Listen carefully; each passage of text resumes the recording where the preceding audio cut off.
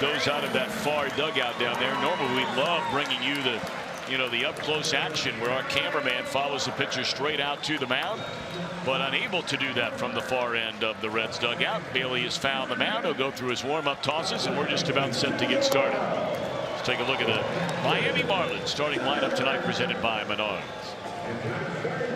There's some talent on his team now. It starts with D. Gordon. Giancarlo Stanton, you know all about him. Christian Yelich, very talented, and Ozuna is an all-star. So is Justin Bour.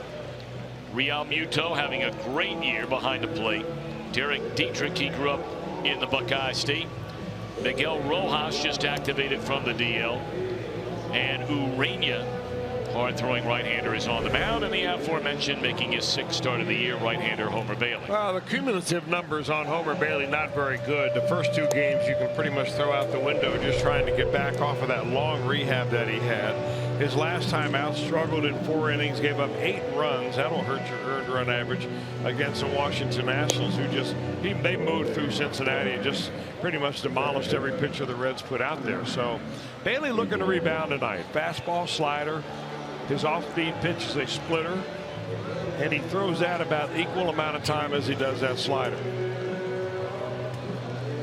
Looks like Homer's already worked up a pretty good lap. You took the words right out of my mouth. It is just unbelievably hot and humid here in Cincinnati right now. This is the first week we've really had this kind of weather all summer long, and it has been pounding away the heat. Really going back to the start of this homestand after the All-Star break. Here we go. D. Gordon to lead things off, and Bailey delivers a fastball strike, and we are underway. Reds have had very nice success by and large through the years against this Marlin team. Last year, lost 4 in a row down in Miami, but then won 3 straight against the Marlins. But in this ballpark, we showed you some of the numbers. The Reds are 24-10 all time at GABP, going back to 07 against the former Florida turned Miami Marlins. 0-2 on Gordon. Little jam shot flare, and that'll fall in, a base hit. And Bailey already looking to the air and pounds that right fist into his glove. On an 0-2 pitch, a little floater in there for a single, and now the threat of a stolen base. Well, those are the kind of things you just got to shake off. You make a good pitch, it's an 0-2 count, it happens to fall in there, and Bailey's seen a few of those happen. I mean, he has been hit hard, but at the same time, the batting average on balls in play against Bailey is up around 400, which shows you that the opposition's also hitting in some good luck. Well, now the amazing Giancarlo Stanton, high and tight on the first pitch. 30 home runs already for Stanton. Got number 30 on Wednesday night. Cody Bellinger and Joey Votto are tied 2nd in the league, 4 behind Stanton, and through 93 games this guy's on pace to hit 52 home runs, which would easily shatter the Marlins all-time single season record of 42 set by Gary Sheffield in 1996. Kind of an interesting stance, and when you watch Stanton into plate, watch how those are the home run numbers on him. We've covered those, and to let you know that he's a home run hitter. But if you look at where his feet are, he's one of the few hitters that starts with a closed stance like that. Oh my! That ball is blistered right past Suarez into the corner, and they're going to hold Gordon at third base after a double by Giancarlo Stanton.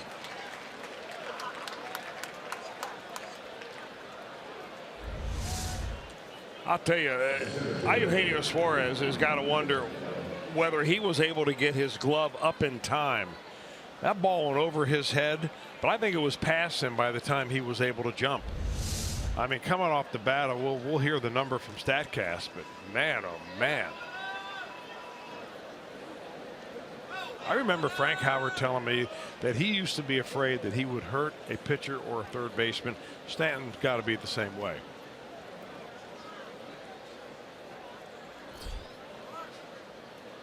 Well, those were the comments made, you may remember, during the All-Star game telecast on Fox when they were talking with the Houston Astros outfielder about, do you play different when Stanton comes to the plate? He said, all I know is I don't want to be the third baseman when Stanton comes to the plate. So even the players are aware of it. Second and third, none out for Christian Yelich. Tells you a little bit about Yelich. You know, you've got all-stars in front of him and 2 in a row behind him, and yet he bats third. Now, he's not had quite the year they were hoping, but still at 282, 9 home runs, 45 batted in. They believe Yelich, so young, is on his way to becoming one of the top players in the game. Reds middle infield, and the first baseman Votto conceding the run, and it's 2-1 on Yelich. Of course, a lot of guys, when you're talking about having a bad year, you say, well, we've slumped down to about 240. Right. Your power numbers are way down. Yelich is up there at 282, and they're kind of shaking their heads wondering, when is he going to give us that, you know, that 2 or 3 week or maybe even a month-long stretch where he carries the ball club. That's the way that they feel he can be. I mean, you're right, Tom. Perennial all-star potential. 2-1 on Yelich. And a bouncing ball back up through the middle. Fielded by Scooter. And the throw is in time. That's a really nice play by Jeanette. It's an RBI by Yelich. And he also advances Stanton on to third. 1-0 Marlins. Really nice play by Scooter. You know, I think Jeanette doesn't get as much credit as he should for being a good defensive player. A lot of times the guy, you know, if he's not real slick, if he doesn't have a lot of foot speed, you don't get credit for being a plus defender. But I think that he is a plus defender. I'll tell you what, his throws are on the money. We talked about Stanton. I'm not so sure how excited guys are to bring the infield in when this guy comes to the plate. I mean, this guy has 23 home runs and a team high 70 runs batted in. Marcell Ozuna, oh, and by the way, a .315 batter. This guy actually has had a better all-around year than Giancarlo Stanton. He only has 7 fewer home runs, but he has more runs batted in, a much higher batting average. 7 of 23 Ozuna to begin the second half of the year. Pulled foul.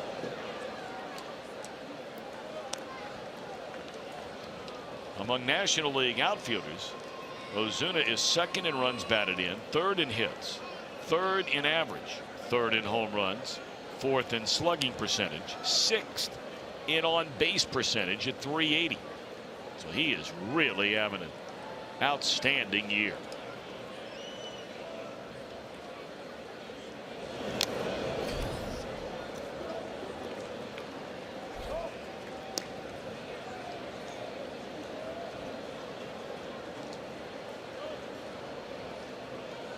What the Marlins were used to playing in until they built that brand new ballpark with a dome on it in Miami, where Chris mentioned earlier played this year's All-Star game. Swing and a miss, and a run is going to score, and the man who struck out is safe. It's 2-0 Marlins. That'll be a wild pitch on Bailey, allowing the run to score. A bad break, though, when you throw a wild pitch for strike 3 and the ball, and you get really nothing out of it at all. You get a run score. That's a splitter. And Barnhart didn't get his whole body out of there. Thought that he was going to be able to reach out and snag it. Normally he's pretty good at that, and then loses the ball where it comes down and not able to get it to Homer Bailey in time. There's no question that Bailey's having some bad luck.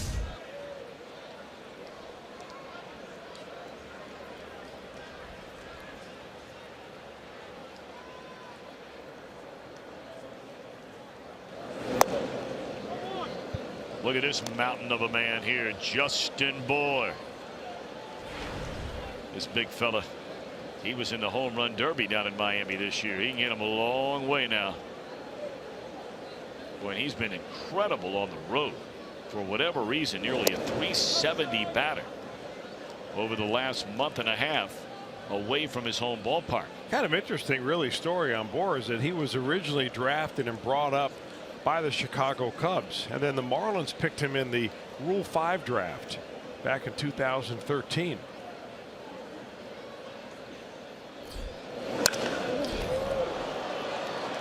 That one shot the other way. It'll go past Duvall on his way to third. Ozuna, they'll hold him. So they're at second and third and still just one out in the inning.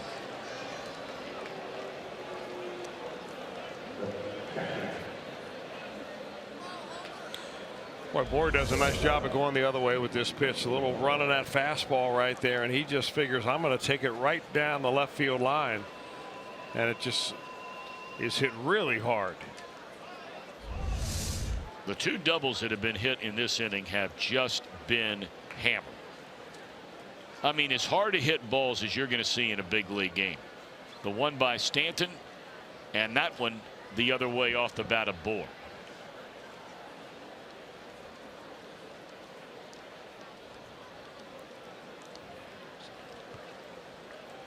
Well, you sit here and look at Homer Bailey, and we know he is a very, very well-conditioned athlete. But in this kind of weather, and Chris, we talked about it during the Arizona series, I mean, this would just sap the strength right out of you. And Bailey is soaked from head to toe, that uniform, in sweat. Check swing foul ball by Real Muto. Here's another guy. The Marlins are a lot like the Reds. You look at this lineup and you're like, how are they not winning more games? Yeah. Then you start diving inside the numbers on the pitching and you say, okay, I get it. But I mean, they got some guys that can really hit, and this guy's one of them. Well, he's hitting 300 this year, so you think, well, you know, probably a fluke until you look and you find out that he also hit 300 last year. Not a lot of power. Going back to the start of last season, this guy is the best hitter on the road in all of Major League Baseball. For whatever reason. I mean, if you think 300's pretty good. Liner to third, double play will mercifully end the inning. Marlins get two. Reds are coming up when we come back.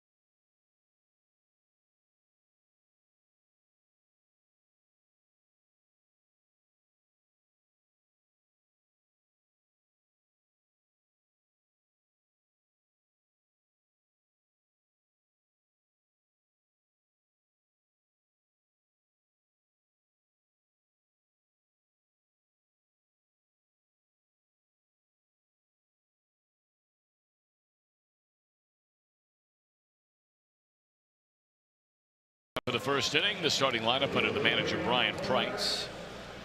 And the starting lineup brought to you by Menards. Billy, Cozart, Votto. What a series Cozart had against Arizona.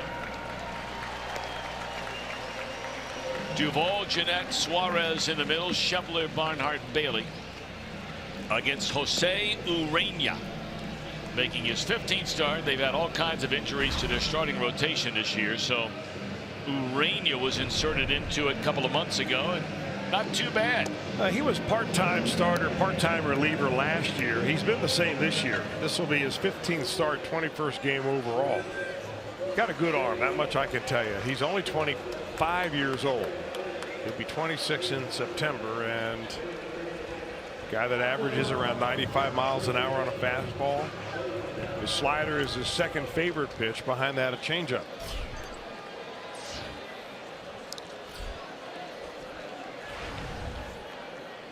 Have not seen a third baseman play as far in as Derek Dietrich does for the Marlins with Billy Hamilton at the plate. That's AKA Pete Rose back in the '76 World Series against Mickey Rivers and the Yanks. I think that's effective, to be honest with you. I think that there's some guys you can get inside their head. I don't know if Billy's one of them or not. They got in Mickey Rivers' head. Big time. Mick the Quick did not have a solid kick in that series.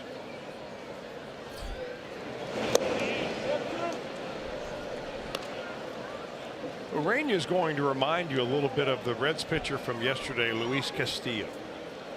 Hard throwing right-hander, has a nice changeup, a little better slider, I think, developed so far than Castillo does. Scouts will call his delivery a pie thrower. So if you watch when you watch him get his arm back there and he starts coming to the plate, I mean, there's not a whole lot of fluidness. It just kind of, he picked up a pie and here it comes.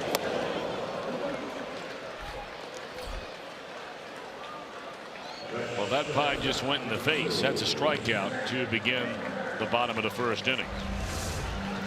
Well, the changeup is 89 miles an hour or 90. So that's what Billy Hamilton gets here for the first strikeout.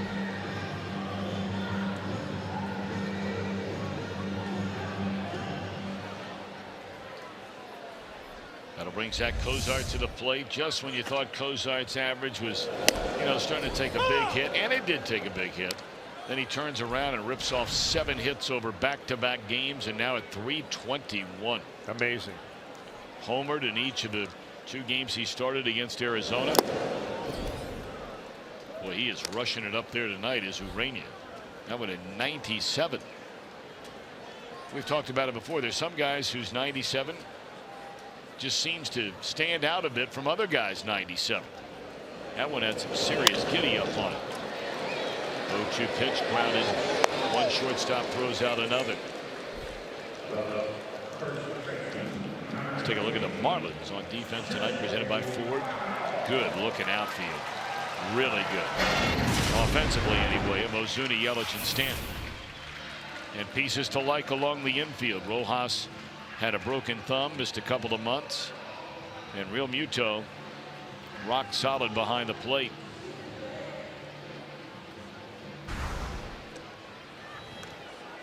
Now Joey Votto, 307 batter, 26 home runs, and 68 runs batted in. And that's a one-hopper at Gordon, and that is a tidy 9-pitch 1-2-3 opening inning for Urania.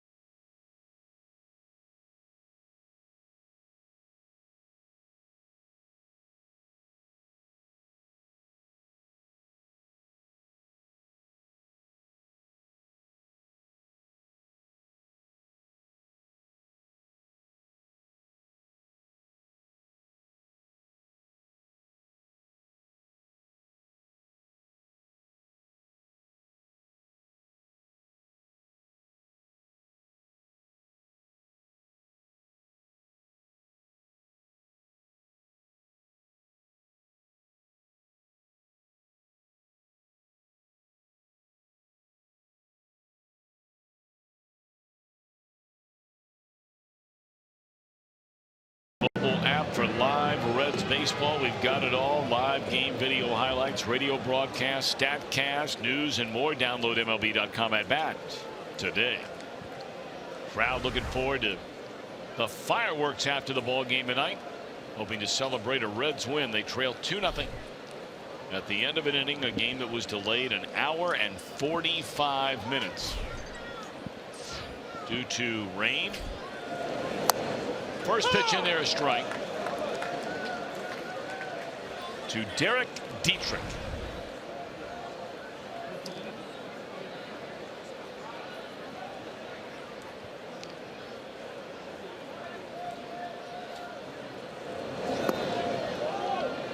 Talked about it before that Dietrich grew up just outside of Cleveland, Ohio. Grandfather played parts of 2 seasons with the Indians and the Tigers back in the late 50s, early 60s, and the two were very, very close growing up. Now when hooked to the right side, 1 out.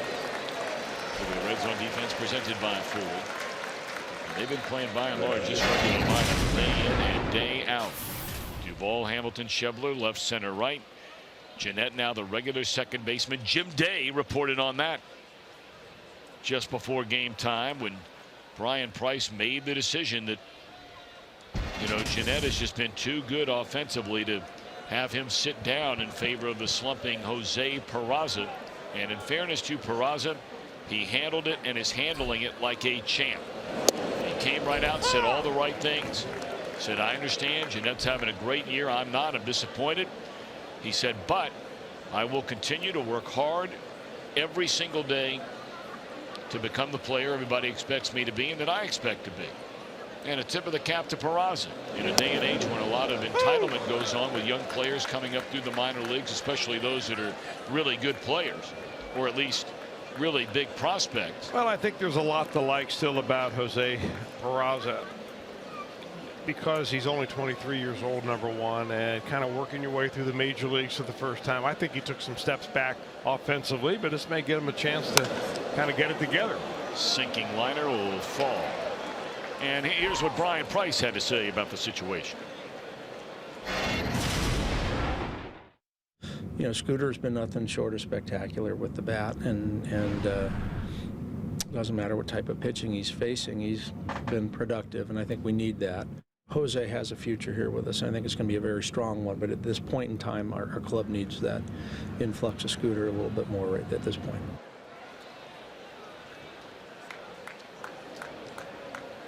One out, one on, and here's Urania, who has 5 sacrifices so far this year.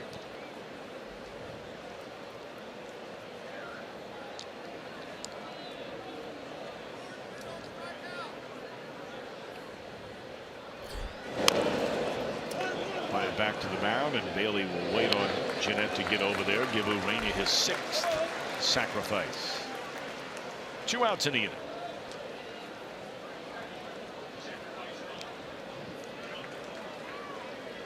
Of course, Bailey by and large has missed the last 2 seasons.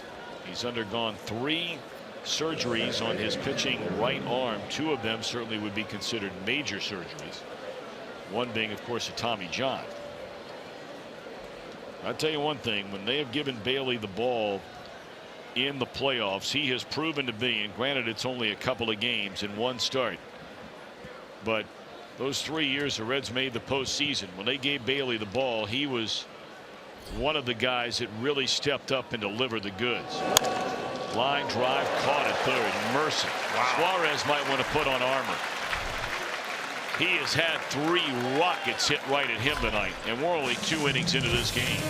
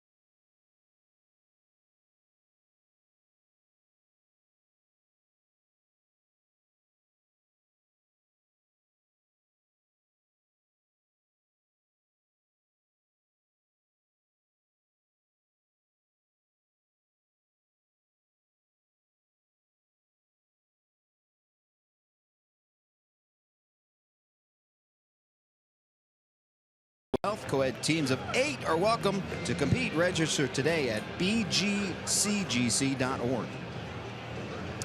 For the game, Art in the Park. And Art's Wave. And the Reds teamed up for the 5th annual Art in the Park. Fans in the fan zone experience some pregame music, some dance theater, hands-on art activities in the Kroger fan zone. And many of those features included local artists, groups, and outside in the fan zone was the Cincinnati Pops, led by conductor John Morris Russell. He also threw out the ceremonial first pitch.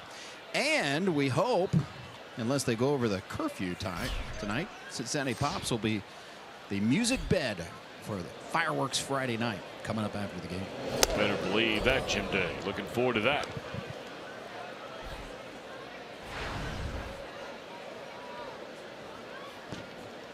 All right, Adam Duvall to start things.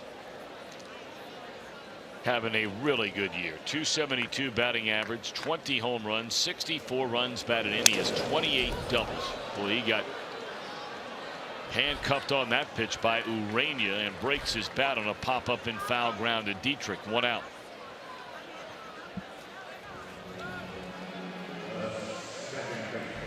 It's the kind of guy those who watch Urania pitch regularly will tell you. He might be knocked out of the game by the 3rd. He might be working on a 4-hitter in the 7th. Well, one thing he does do, he likes to pitch inside. I mean, he'll come right after you. He is tied for first in the league with number of hit batters. Scherzer is there as well, and is R.A. Dickey. Of course, R.A. Dickey's a knuckleball pitcher. But Scherzer and Urania both throw hard enough to make it hurt a little bit. But what it shows you, though, is he's not afraid to pitch inside. And sometimes he can maybe let his emotions get to him a little bit. But that's why he was able to get Duvall out with 2 fastballs in. 1 off the plate, 1 in. Ball is hammered into left center field off the bat of Jeanette, but it'll be caught 2 steps in front of the wall by Yelich. Coming up later, our Miller Time moment brought to you by Miller Lite. We'll have it for you.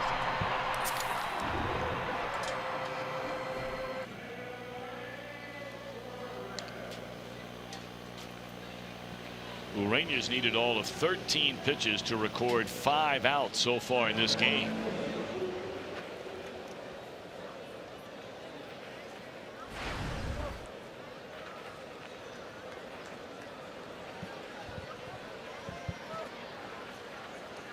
Real good day yesterday for Eugenio Suarez. He picked up a pair of home runs in that loss to the Diamondbacks, giving him 15 on the year and 49 runs batted in. He really feels that new batting stance, the angle of his bat, has really helped him get on top of fastballs especially.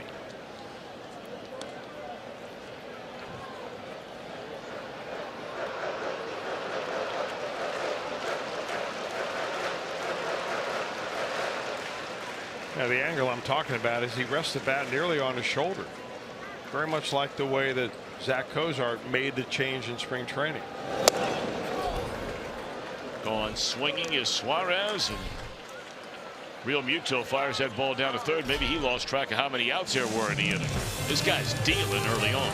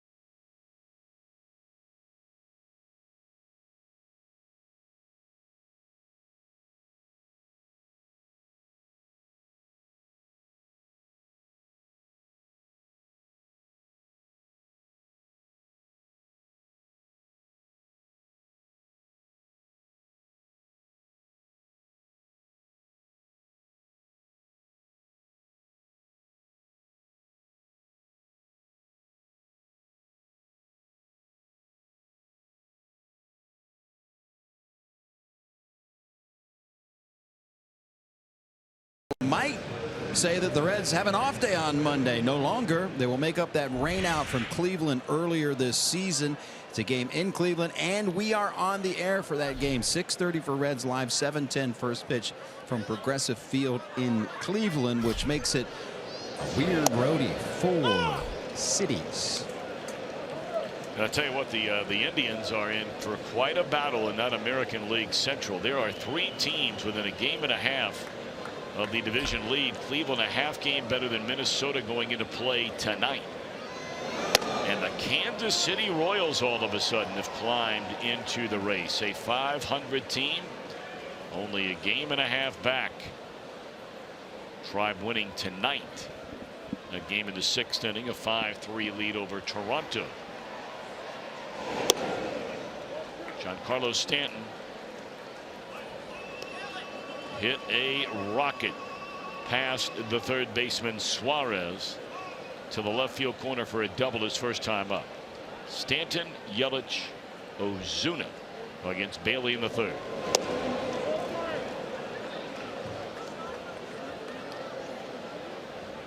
There was a time, especially Chris, back in the 1970s, where you saw a lot of hitters that had the closed stance that Stanton has now. Remember guys like Joe Rudy? Well, there are a lot of guys. Others. You're right, Tom, and I think the majority of hitters probably did that because what it did is got you closed in your stance, which is what all hitters want to do, and it still gave you a chance to get out of the way of an inside pitch. Guys didn't start open and then close up for fear back then of being hit by pitches off the plate.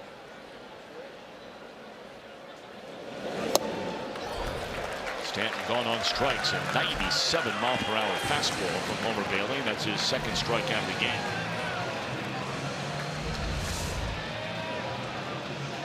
Good spot, good fastball right there. I mean, Stanton not ready for that one. That ball's in the mitt by the time he gets that bat going.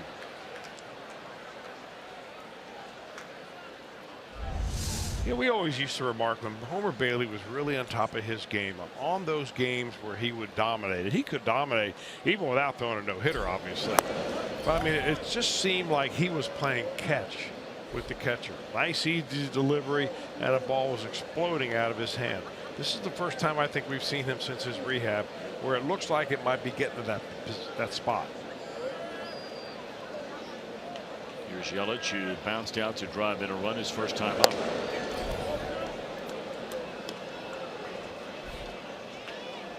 You were the guy that said right from the get-go. I mean, before the very first pitch that Homer Bailey threw this year for the Reds, you got to give this guy some time. It's been a long time since he's been a regular member of a major league team in the starting rotation. Really, ever since signing that huge contract 3 years ago, he has basically missed the first 2 years of that deal.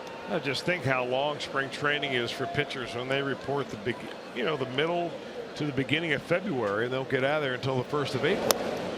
I mean, they're pitching down there for 5 to 6 weeks minimum before you get ready. So you got to give a guy a chance to get up to speed. The other part of it is for Homer Bailey, since he last pitched in the major leagues on a regular basis, I think the whole hitting landscape has changed.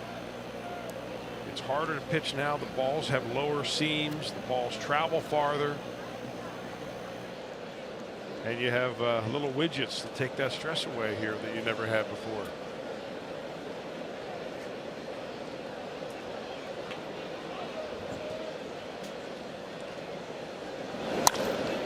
Ground ball to the right side by Ozuna. They'll get one, and wow, what a play by Kozar.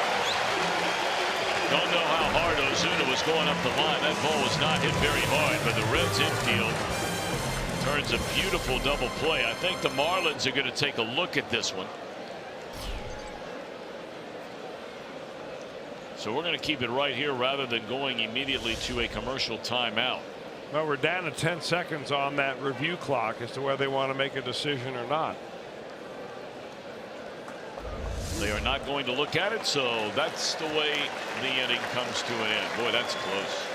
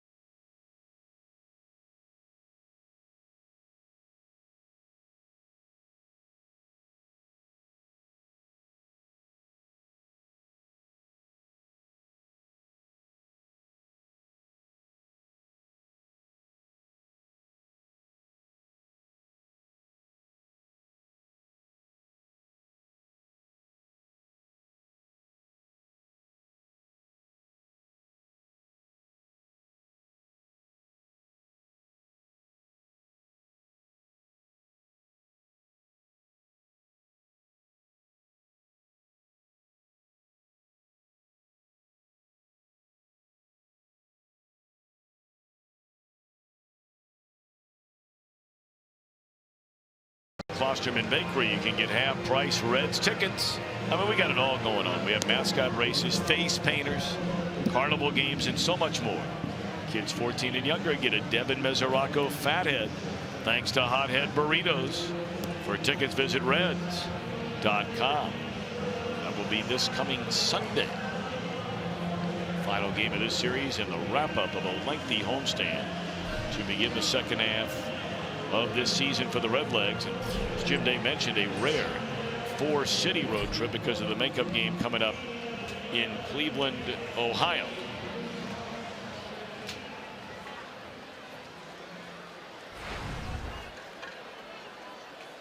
Reds are going to play the 1-game makeup in Cleveland. Play the New York Yankees 2 games Tuesday and Wednesday, a couple of night games. See these Marlins Thursday, Friday, Saturday, Sunday, and then after an off day in Pittsburgh, 3 games against the Pirates. Reds have a pile of road games coming up. I mean, not only that road trip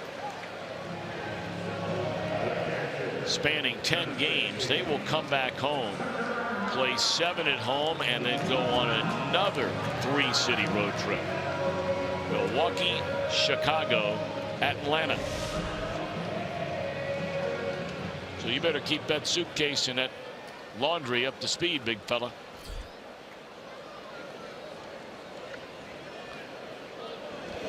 I try to get it all in one suitcase. Now the Cowboy, on the other hand, oh man, he has a caravan, and he doesn't have to dress up every night. No, he's got a whole bunch of ballet guys that follow him around and carry his suitcases. I mean to tell you, he's got those pressed jeans and multiple pairs of cowboy boots and golf shirts. And I'm not even sure what's in the other 3 suitcases. Here's Tucker Barnhart.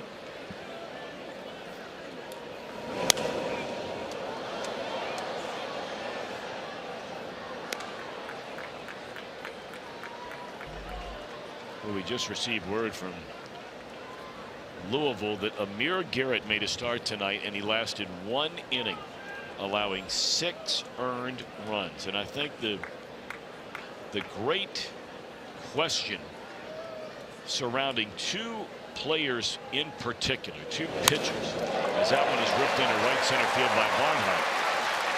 And Giancarlo Stanton just sort of lazily played that ball, and Schebler right in his face goes first to third. I don't know if it's because of the outfield grass being a little bit wet, so he played it conservatively, worried about it skipping by him. Generally, that's the ball Schebler can go first to third. I think Schebler really never slowed down. I think he saw where that ball was hit. You know, Stand is going. He's got to backhand that ball to get to it, then try to stop. And I think he did a pretty good job actually getting it back into the infield to keep Barnhart going to second base. But you know, if you're the Marlins, though, I mean, do you want this guy running in the walls? Do you want him, you know, overexerting himself to the point of maybe blowing out a hamstring or hurting a knee on a wet grass? Because he's been hurt every year. For one play? No. No, I'm with you. I mean, I hate to say it, but it's kind of the way it's gone. You got to keep your big guys healthy. Bailey will try and put down his 4th sacrifice, and well, I think that pitcher might have had a shot at turning a double play right there. If he doesn't look at third and goes immediately to second base. Right, he realizes it now. That ball was right back to him, and you know, you make that decision beforehand. As a pitcher, you're just like an infielder. You're constantly asking yourself, all right, what happens if the ball is hit to me? You know, what happens if it's butted hard back to me? What about if it's butted into the air? You know, you try to cover all those things, but main thing you cover is pitching. Sometimes all the rest comes secondary. Well, with second and third and 1 out, now is not the time. Maybe we'll get to it in the top of the 4th inning, but I do want to circle back, Chris, about Amir Garrett and Cody Reed. Here's Billy Hamilton. Reds down 2-0. Runners at second and third, so they have the tying run in scoring position. Strike 1 to Hamilton, who struck out his first time up. Billy, a .393 batting average since we've resumed play following the All-Star break. Scored 5 runs, has a triple, couple of doubles.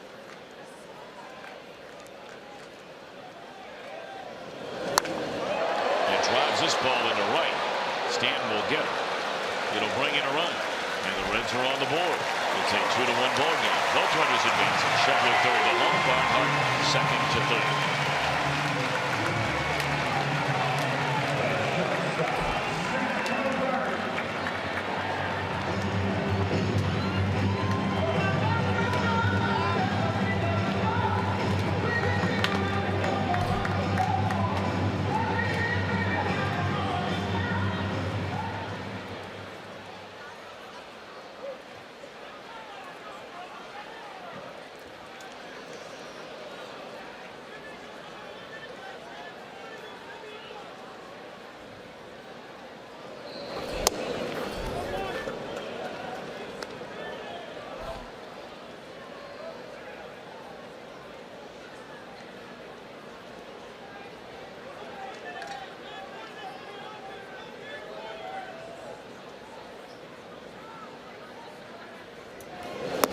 Swing and a miss by Zach. 1 ball and 1 strike.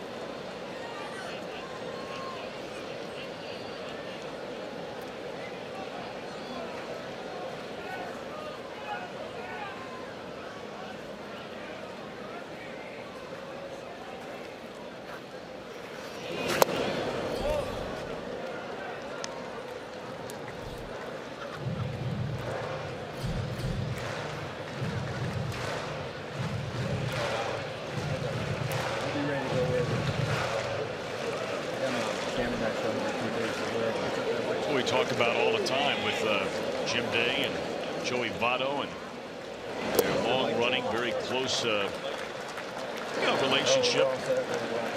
Not only a working relationship, but a personal relationship. And having a little fun down there right now. Good stuff. That certainly backs up all the things we talk about all the time in regard to Jim Day and Joey Votto, and for years and years it was Brandon Phillips as well. That's great stuff. Fly ball will end the inning. I'm sure Jim Day, if he's able to, will share some of that from his good friend Joey Votto when we come back. Reds get on the board and trail 2-1 at the end of 3.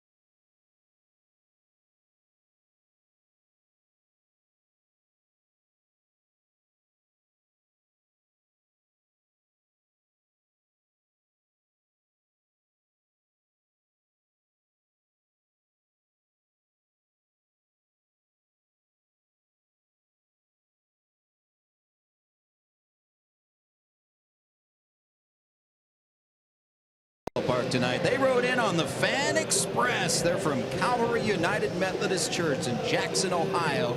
And you can find out more about bringing the Fan Express or riding the Fan Express to Great American Ballpark. Log on to reds.com/Fan Express, and we welcome them in and hope they're having a great night.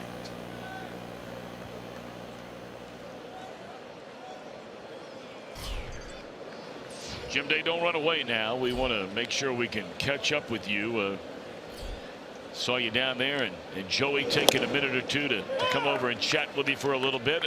Are you comfortable even sharing some of that conversation, or would you prefer not? I don't want to throw you on a spot on that. Well, he had heard the rumors too that we were looking into doing Tom's tidbits, and he has a few ideas for you. So he'll get with you tomorrow on that. Okay, now let's get to the real topic of conversation down there. All right, tomorrow we're going to have a little surprise for you tomorrow, if all goes well. And I'll just give you a classic television tease. Joey will be donning the microphone tomorrow. Wow. No. You mean on the field? No. As you in mean reporter form. Okay. It's good stuff. Joey's been having a lot of fun with his teammates. And maybe he did in the past and we just didn't know about it, but we certainly have heard a lot more about it this year. Of course, the whole all-star thing, and the donkey was Zach Cozart, and then his comments were actually they were just great about getting the donkey and where the donkey would come from, and about the female donkeys and male donkeys and so on and so forth, and equal rights and all that. I mean, it was really a good bit that he had going on down there at the All-Star game, and I'm sure whatever it is that he was conversing with you about, and I'm sure the two of you have been putting this together for quite some time, that this is going to be good stuff. And that's why we always say that Jim Day is the guy when it comes to, for you at home wanting to know what's going on with the Reds baseball. I mean, when you have those kinds of relationships with people, that's what you get. Yeah. And Jim's the man.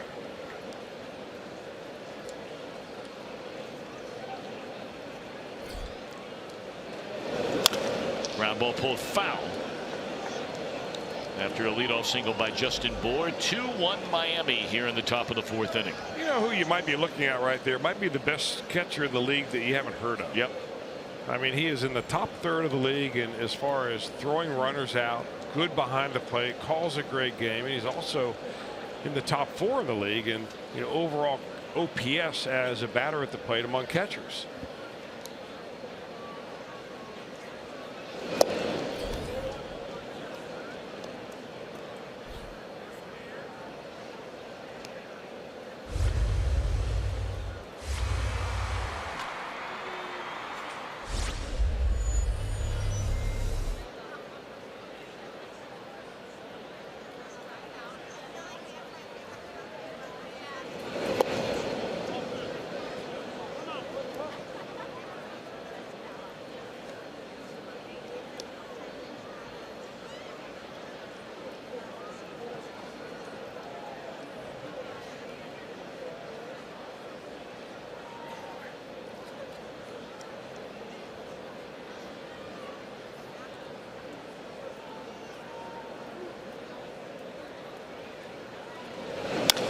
Straight away center field, and Billy back to get it. That's the first out of the inning, and back to first base goes Justin Bour.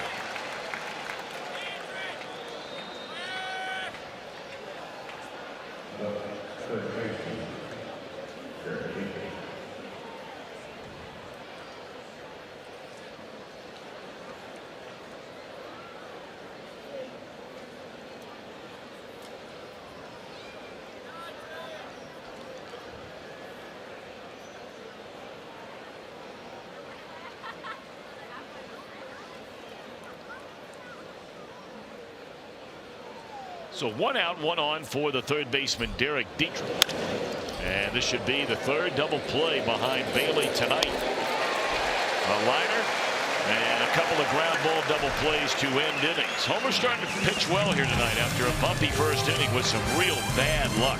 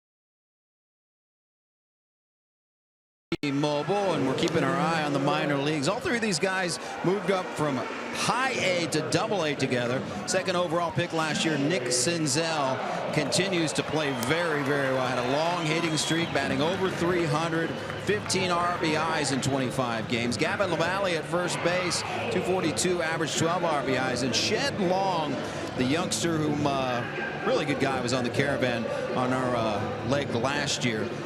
Per usual, every level he's gone to, he's got off to a really, really slow start, and he's picked it up of late. But three names you should definitely file away. Well, Shed Long is a young man who was the Reds' minor league hitter of the year last year. I mean, with all the prospects we've heard so much about over the last couple of years, it was Long who really came out of nowhere. And Jim, you're right. You and I were together on the Caravan. What a terrific young man. Be great to see him make it to the big leagues. But Senzel, I mean, they may not waste a lot of time with him at Double-A. You're talking about a guy who played at the very highest level in the Southeastern Conference in college baseball at Tennessee. He's already moved up twice this year, and he might be in for another the way he's going right now. You know, there are some people that saw him play at Tennessee that would tell you he probably could have gone right to Double-A, but most clubs don't do that. They want to get your feet wet. Here's what it's like playing baseball as a professional every day, and he's been very solid everywhere he's been. Tell you what has been solid is Urania and the way he's pitched Joey Votto in this at bat so far. He's feathered a couple of 97-mile-an-hour fastballs right on the inside corner. Well, as you brought up earlier, we know this guy will come at you on the inner part of the plate, and he's coming in there again. Oh boy, I'm not sure Votto agreed with that call though. Well, that's impressive, that at bat right there by the pitcher. It's one thing throwing 97. It's another thing throwing 97 and having that kind of comeback on your fastball. I mean, there's not a whole lot of defense for that if you're a hitter.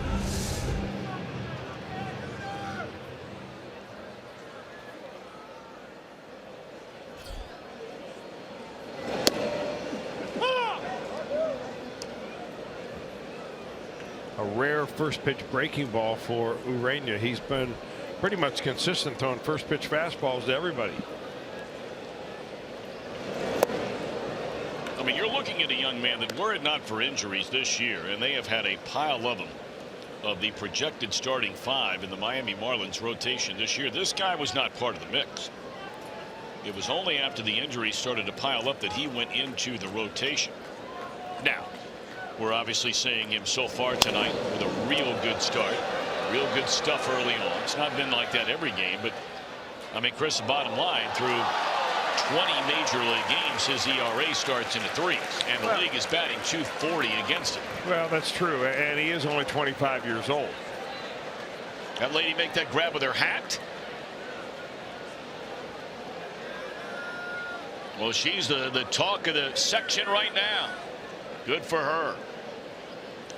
Now she got to, you got to take that picture now. Get the hat. Got to hold up the ball. Come on, get it up there.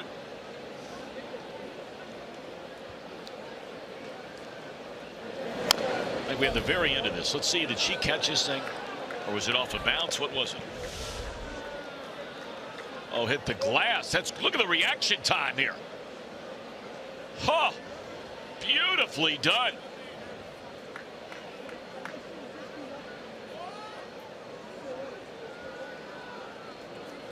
Then the fist pump at the end. How are you going to beat that? That's a fair ball. Dietrich's always had a strong arm. 2 away.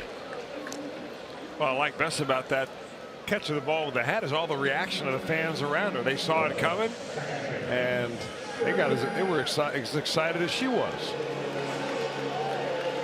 That's great stuff. And look at all of them. This is great stuff. Line them up. Line them up. Absolutely. Look at the hair on that dude on the left. Holy Moses. Let me borrow some of that. What would you do with that? I need it. I got a big circle in the back of my head. I can borrow just a little bit of it.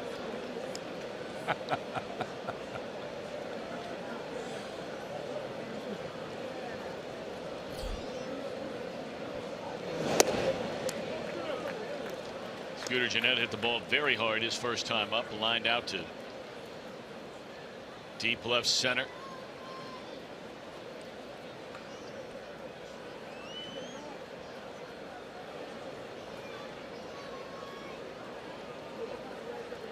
Two one to Scooter. Fastball off the outside corner, 3-0.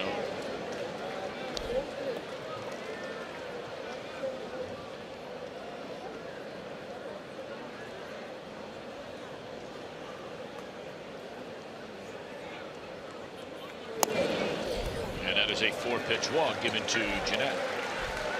First walk of the night. Urania has hit about. Well, Urania's had a couple of tough games back to back. Of course, one was before the All-Star break. His first start after the break was just the last time out. He went against the Dodgers down in Miami. Went only 3 innings and gave up 5 runs overall and walked 3 in that game.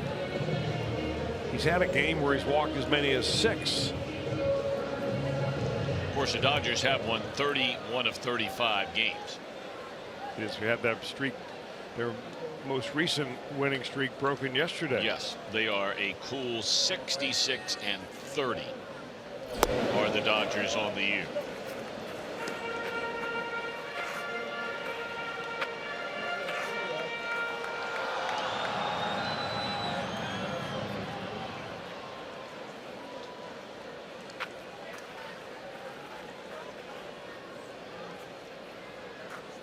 Swing and a miss. Good off speed pitch there by Urania. He has 3 strikeouts, and one of them was against the man at the plate. His first time up in the second inning, Suarez.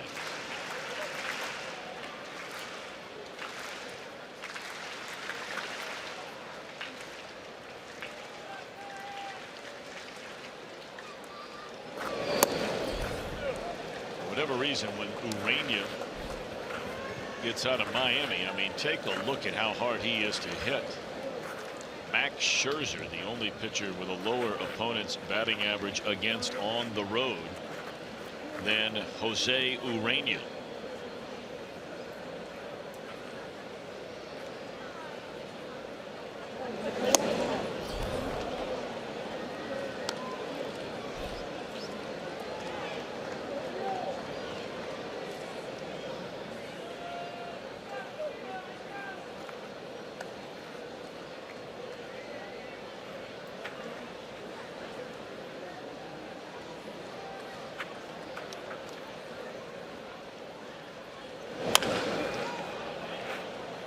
Yeah, I wonder if the Marlins even predicted this from Jose Urania.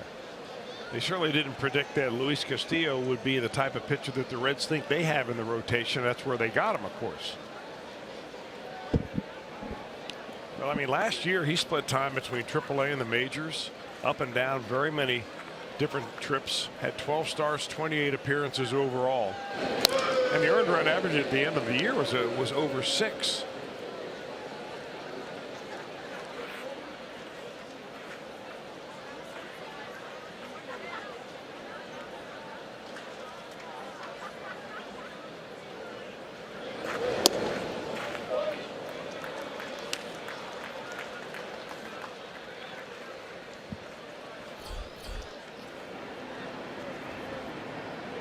After getting ahead of Suarez at 1 ball and 2 strikes, the count has gone full. Bohr is still going to hold Gennett on at first, who will get started on a 3-2 pitch. And Urania brings it. Dietrich knocks it down, throws, and unable to handle the pick is Bohr over at first, so everybody's safe. And it probably goes an infield hit. But runners are on the corners as Gennett goes first to third on that play. Well, it was a tough play for the third baseman Dietrich. He backhanded it, stopped it, and then had to come up throwing fast. And Bohr did a nice job just being able to put the glove on that ball. Had he been able to scoop it, they would have been able to get Suarez on the force play at first base.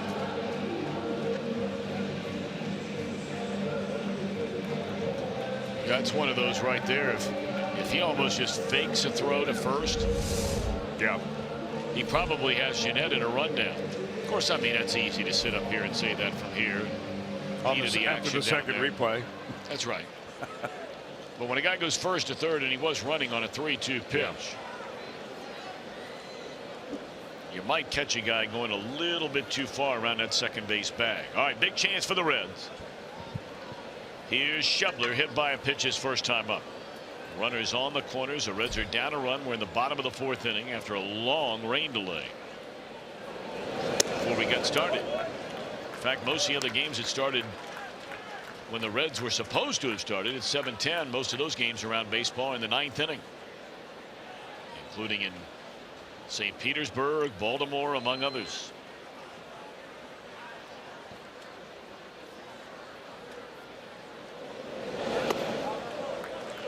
Now all of a sudden Urania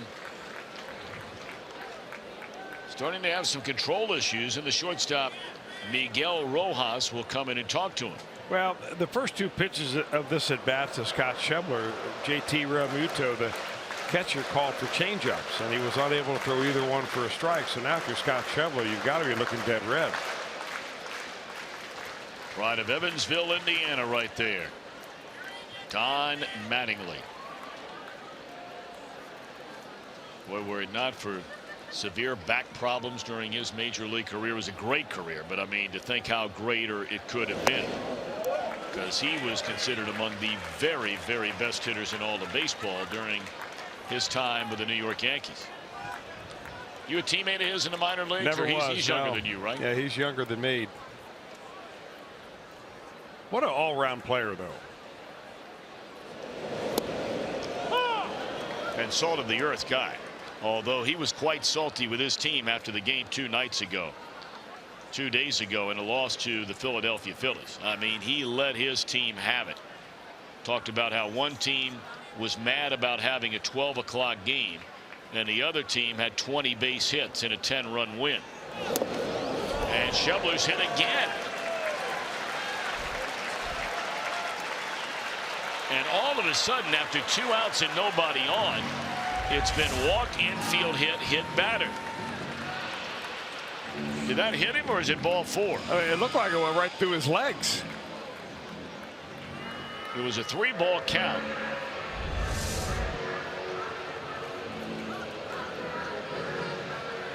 You can see where this young man gets pretty emotional out there on the mound. Well, you know what happens in a situation like that. Yeah, the leadoff hitter is Joey Votto. You take care of him on a strikeout.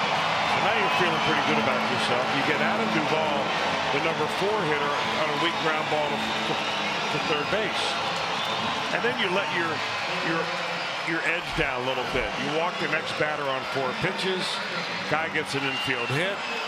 You walk a left-handed hitter, and now you're on the verge of giving up some runs in this inning.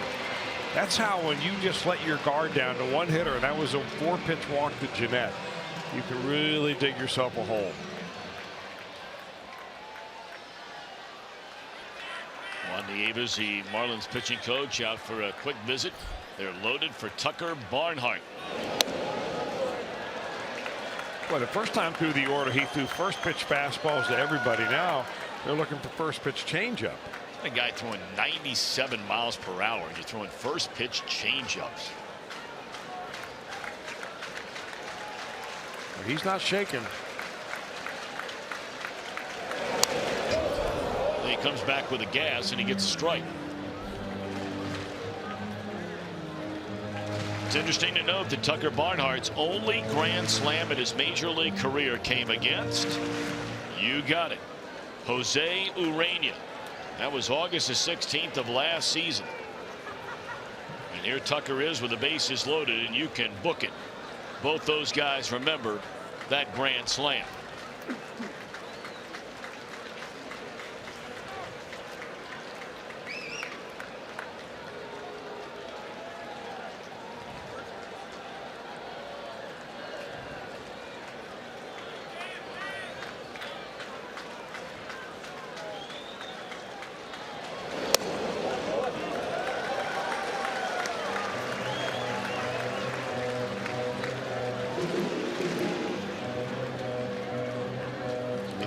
Pitch in this inning, and after missing with another changeup, it is now 2 balls and a strike on Barnhart with the bases loaded. This with a fastball, 3-1. Here's that grand slam last August.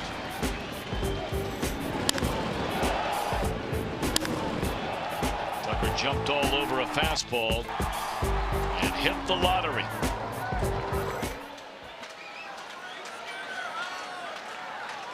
Reds have a tying run at third. Go ahead run at second. Came back with a 3-1 fastball and full count. I got to figure he's getting a 3-2 fastball here too.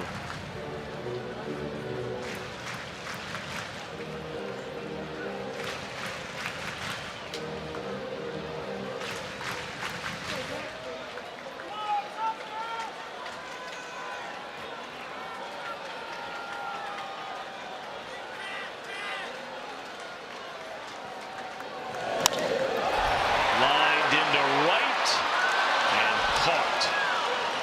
97-mile-per-hour fastball, and Tucker hit it hard. She made the play of the inning. Reds leave the bases loaded.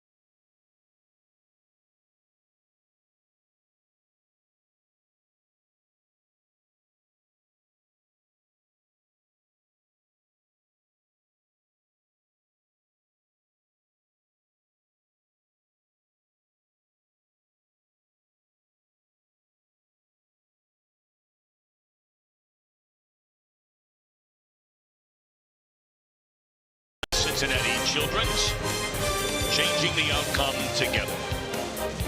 And by your local Ford dealer, Ford, go further. We always send out a big special hello to those watching over at Cincinnati Children's tonight. We've had a great day today and great for an even better one tomorrow. That lady's a long-time Reds fan. You just tell by looking at her. She brings her radio headsets along to listen to the game. Or maybe she's listening to Led Zeppelin. I don't know, but I bet it's a ball game. I bet it's Marty and a Cowboy. What do you think? Right up their alley. No doubt about it. And there are a lot of people that used to bring those headsets to games all the time. They seem to be not quite as much in vogue anymore. Well, a big reason why is the technology in baseball, in radio, I beg your pardon. And, you know, baseball teams have been trying to get this right for years and years and years.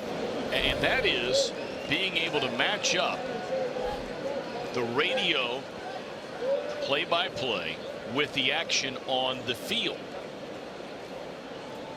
Radio will be just slightly behind, and so it becomes very frustrating. And teams, and this was a big deal for us in Arizona. I mean, we tried different transmitters up on the top of formerly Bank One Ballpark, now Chase Field, and it's tough to do. The Reds have been working very hard on it. Oh, they used to make most of those headsets, Tom. They had no other thing to listen to except radio.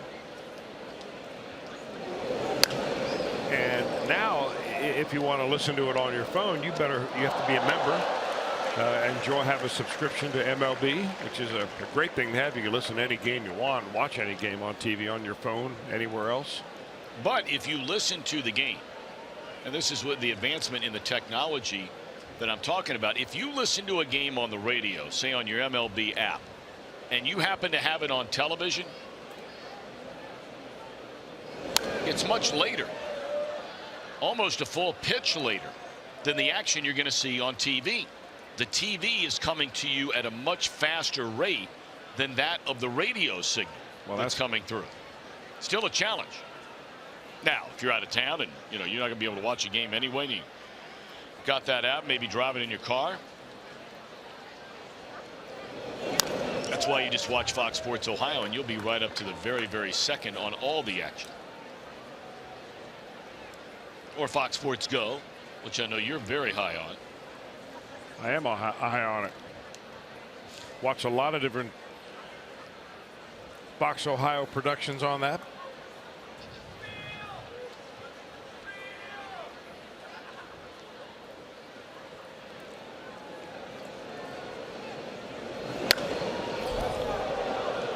If I'm not mistaken, I caught you watching the show of our buddy Jensen Lewis, Beer Money, on that Fox Sports Go app. Actually, I watch it live when I can, and then I go back and watch it again at home on the good stuff. Great trivia. Oh yeah, great trivia. It's a lot of fun. Plus, it's a great title.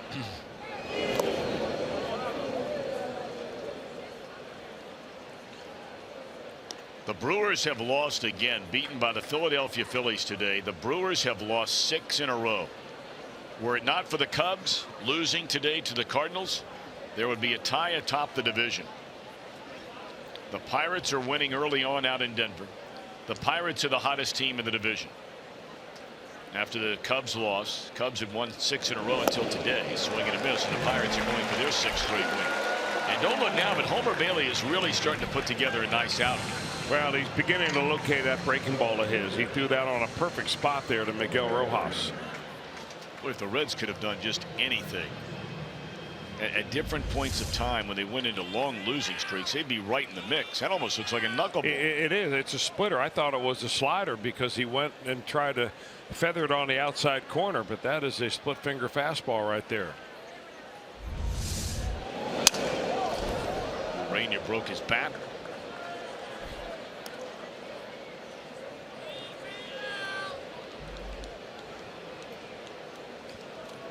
I think they're looking around thinking, well, what bat are we going to give him? I don't know how many the pitchers get.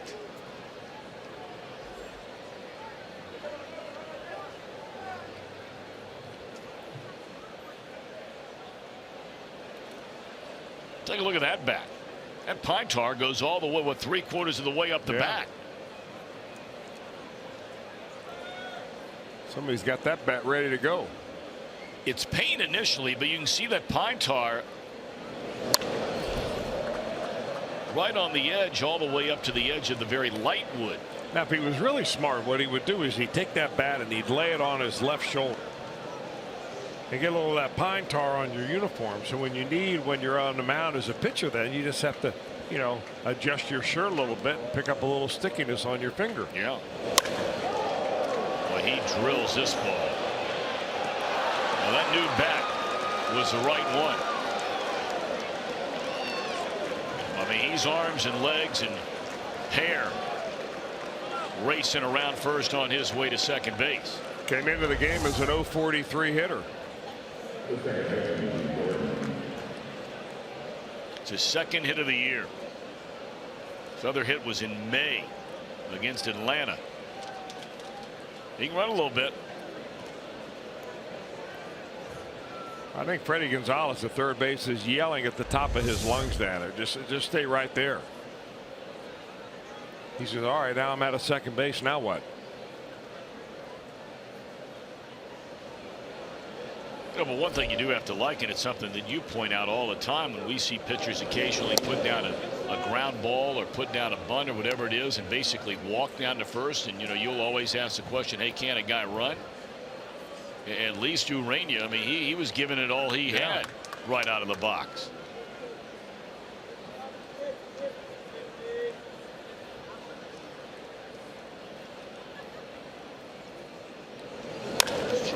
Bouncer to the right side. Will back up Jeanette. Got to get rid of that thing in a hurry with D. Gordon running. And that'll send Urania down to third. 2 outs and one more big out to go. And it's a big batter in Giancarlo Stanton.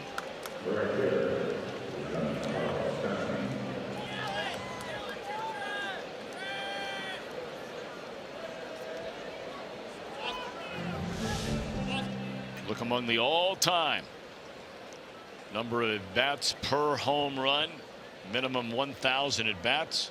Only McGuire, Ruth, Bonds, and Tomey better than Giancarlo Stanton.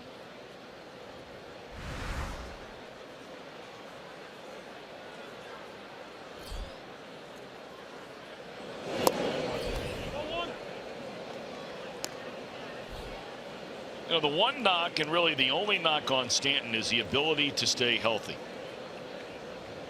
Only one time has he played more than 120 games since 2012. He's played 116. The one year he played 145. He had 37 bombs and 105 knocked in. But in 15, remember, was hurt. Played in not even half the year, and then 119 games a season ago. Well, he was a victim of being hit in the face back in September 2014. You may remember that. Mike Fiers threw an 88-mile-an-hour fastball that got him flush, and they took him off the field in Miami on a stretcher. That was one scary moment. Sure was. And because of that, he became one of the first batters to have that extra little protector right there, where you see him have an extension on that helmet. Now you see a lot of hitters do that. In fact, I think the entire St. Louis Cardinal team wears helmets that have been adjusted like that.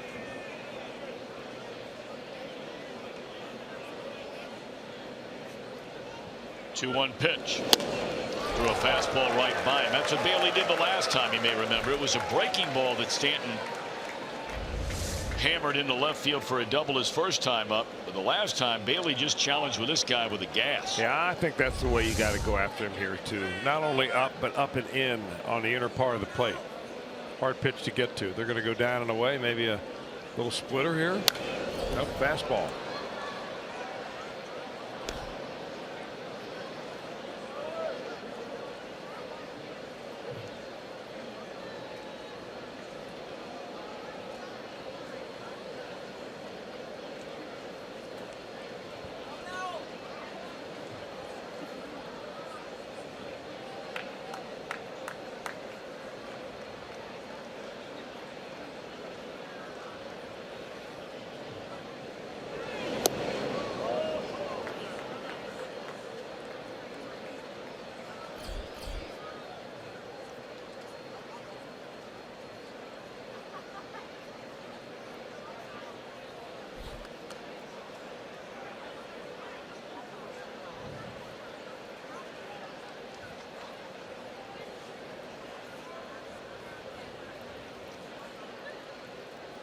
Be the 20th pitch coming up in this inning for Bailey, 68th overall in the game. Good ball game here. 2-1. Marlins in front. We're in the fifth. And a 3-2 pitch coming to Stanton. Through a fastball and missed. 98 miles per hour. But never had a chance right from the start. 2 walks in the game now by Homer. And here comes Christian Yelich, who's bounced out to second and drawn a walk. Well, the velocity of Homer Bailey's fastball really has jumped up here since the last time we've seen him. Way better than any of the previous starts that he's had. He's averaging up around 95 tonight. Previous high in a game since the start of 2015 was 93.8. Now they're measuring him a little different too, but ball's coming out of his hand exceptionally well tonight.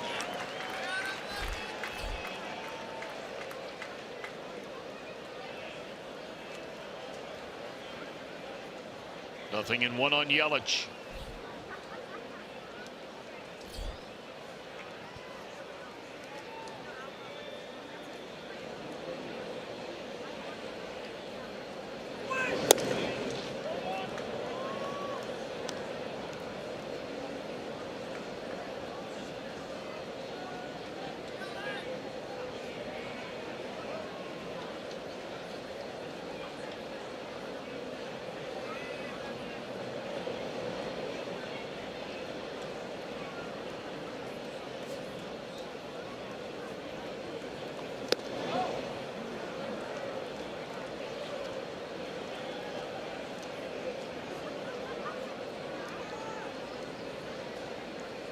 I think this is where you've got to trust that your fastball is good enough without trying to overthrow it a little bit.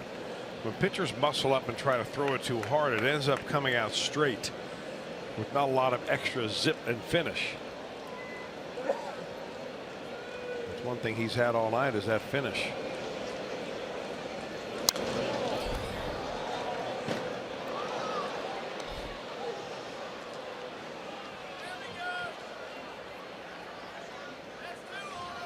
It's a big spot in this ball game here for Bailey and the Reds.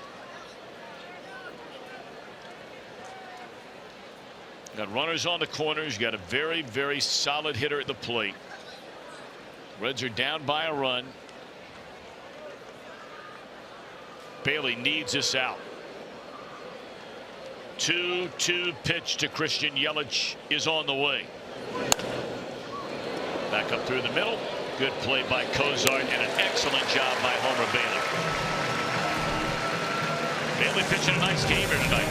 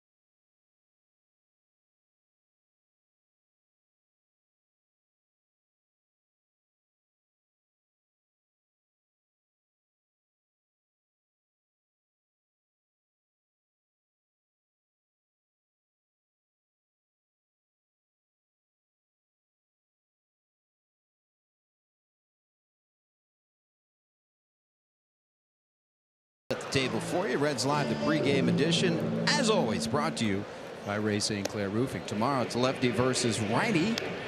Robert Stevenson returns to the big leagues. The righty will go against lefty Chris O'Grady. 6:30 for Reds Live tomorrow night. Game to follow here on Fox Sports Ohio. It's supposed to be another humid day tomorrow. And gentlemen, one thing that I'm not sure it's promoted enough, maybe, or I'm not sure if fans know. You can bring unopened bottles of water into the ballpark, and you can also bring a smaller, soft-sided coolers that are less than 16 by 8. So you can come prepared and stay hydrated and bring your own water if it is unopened. So the Reds have allowed that, and they kind of wanted to put it out there tomorrow. Hot night, bring your own water.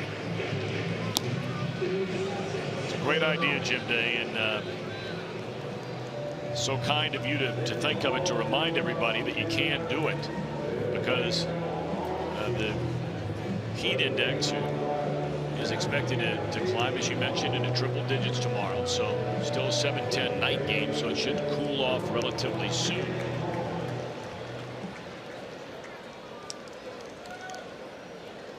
But always a good idea. Load up on the water and you can bring it in. Looking forward to seeing Robert Stevenson. He's gone back down there in the minor leagues, and you know, Brian Price challenged all of those guys. Highly touted young pitchers, and Stevenson and Cody Reed and Amir Garrett and rookie Davis, to go down there and start throwing more strikes. And we're not going to see you again until you do start throwing more strikes. Well, Stevenson has taken that to heart. I mean, this guy is really pitching well right now, and Chris, by all accounts, he has a legitimate chance to prove whether or not He is going to be a major league starter moving forward in his career through the remainder of this season. We're going to see a lot of Robert Stevenson in this starting rotation from now through September. I think you're probably right about that. And of course, it's really up to him whether he stays in the rotation or not, whether he can translate the strike throwing at AAA to some success up here. I think you could say the same about Sal Romano and Luis Castillo. I mean, the Reds have to find out. That was the whole idea here of 2017, where, you know, the front office called it at the very beginning of the year a rebuilding year. We're going to take a look at a lot of young pitchers. Well, if you take a look at them up here quickly, they don't do well, and they never pitch well enough to come back. You haven't done anything as far as being able to evaluate and get your rotation set for 2018. Hopefully by then you have some of the injured pitchers that we haven't seen much of this year back on the list too. First two retired by Urania, and rather quickly. I mean, this was a guy the Reds had on the ropes the last half inning, and now all of a sudden, in less than a handful of pitches, he has 2 outs to start the inning. Yeah, he kind of put himself on the ropes. A walk and a hit by pitch would have been a ball 4, but indeed did not get Scott Schebler. I still haven't gotten clarification on that.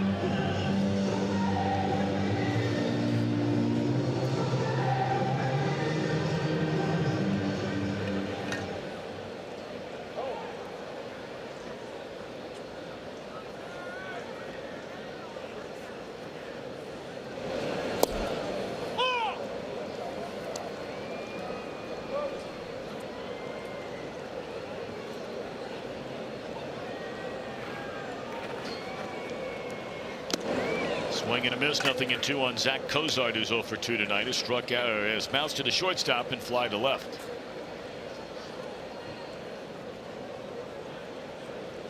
Reds trailing 2-1. We're in the bottom of the 5th inning.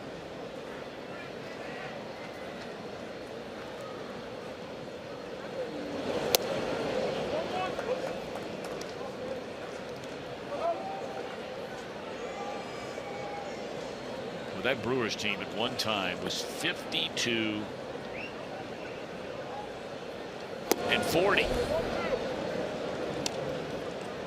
And now all of a sudden a 6-game losing streak as they lose again tonight. Cubs had the winning streak 6 straight since a break, but got pounded late. That was a game the Cubs led in the 7th inning, 3-2. I think the Cardinals scored 8 in 1 inning off them, didn't they? I mean, every time you looked up, they had the bases loaded and guys were hitting balls off the ivy. 3-2 in the hole. Rojas. Boy, he made that look easy, didn't he?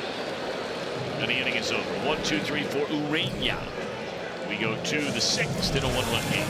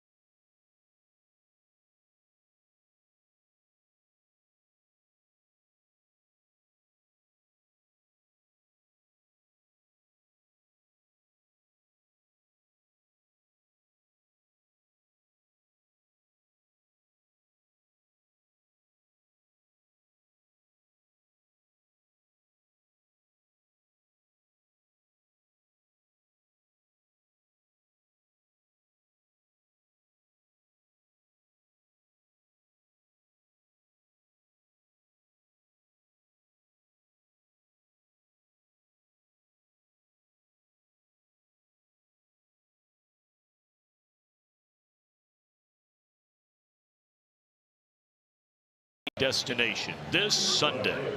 Thanks to Klosterman Bakery, Cincinnati's very own. You can get half-price Reds tickets. Bring the kids along, enjoy the mascot races, carnival games, face painters, a lot more going on. Reds take on the Marlins. For tickets, visit Reds.com.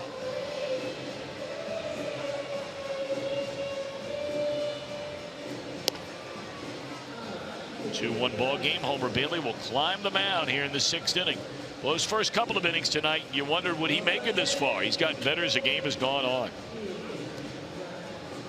It's always the most tenuous time for a starting pitcher the first couple of innings, especially that first inning, until you get a couple of runners out, or batters out, that is. You're not really sure what you have and what you can take from the bullpen into the mound and real game.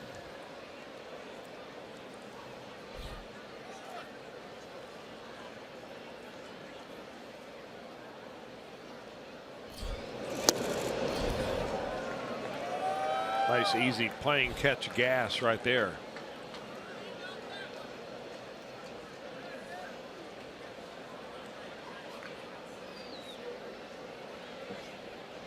All right, Ozuna to lead things off. Bailey's done a nice job on him tonight. Struck him out. He did reach, and a run scored on a wild pitch on the strike 3 swing and a miss in the first inning. And then he got Ozuna to bounce into a double play to end the 3rd.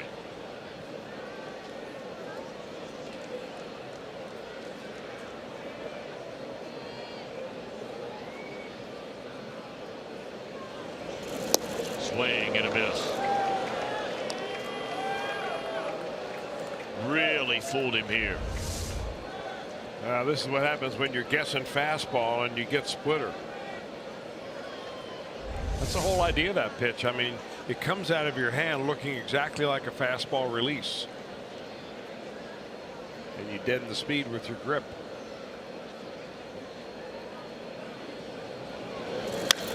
Came back with a fastball and just ate him up. Now, can we make the play? And Ozuna on his way to second base with a little pop up in his short right center that fell in amongst the 3. Boy, Bailey really has, and you brought it up earlier, Chris. He's had some bad luck. Yeah, he's had some bad games and made some bad pitches, but he's also had some tough luck. That's tough luck. Well, it's tough luck that the ball falls in, and then it's even tougher luck when the tumbling Scooter Gennett ends up accidentally kicking it with his foot. And that's what gave Ozuna a chance to advance to second base. So another runner on base to start the inning off.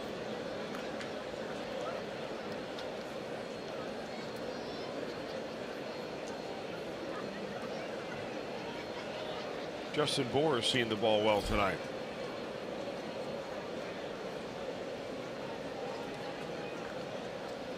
Bour has seen the ball very well tonight indeed. He had a rocket one-hop double off the left field wall in the first inning. And then a single to center field his last time up. Strike 1.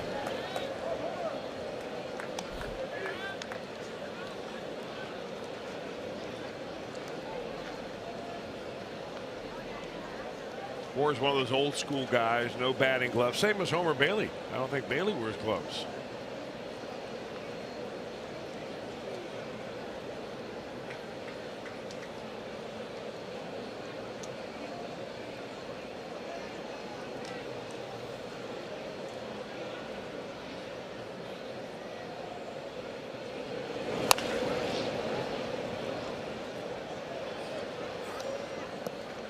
Bour, one of those guys that really beat the odds to make it to the major leagues. 25th round draft pick. As I mentioned earlier, they got him out of, the Cubs did, that is, when they drafted him out of George Mason University. That's in Fairfax, Virginia. He spent a few years in that organization, and they decided not to put him on the 40-man roster. That's when the Marlins came in 2013 December and plucked him up in the Rule 5 draft.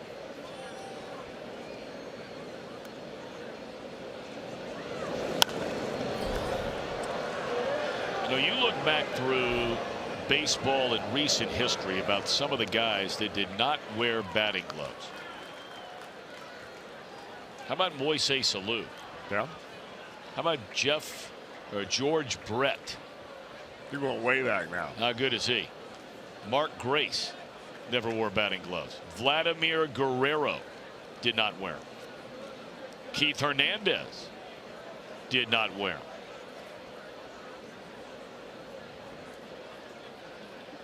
Those wouldn't be some bad guys to emulate. Now, in more recent years, Prince Fielder didn't wear them. I didn't know that.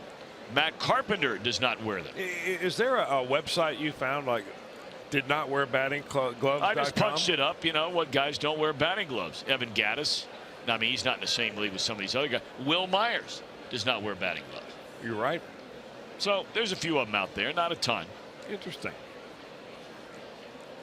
Well, I wonder if you're more likely to whirly bird a bat using batting gloves or not.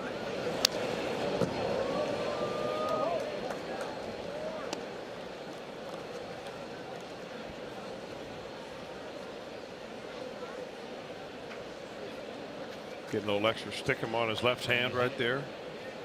Chili Davis did not wear them. He could hit. Yeah, he could really hit. We're going way back.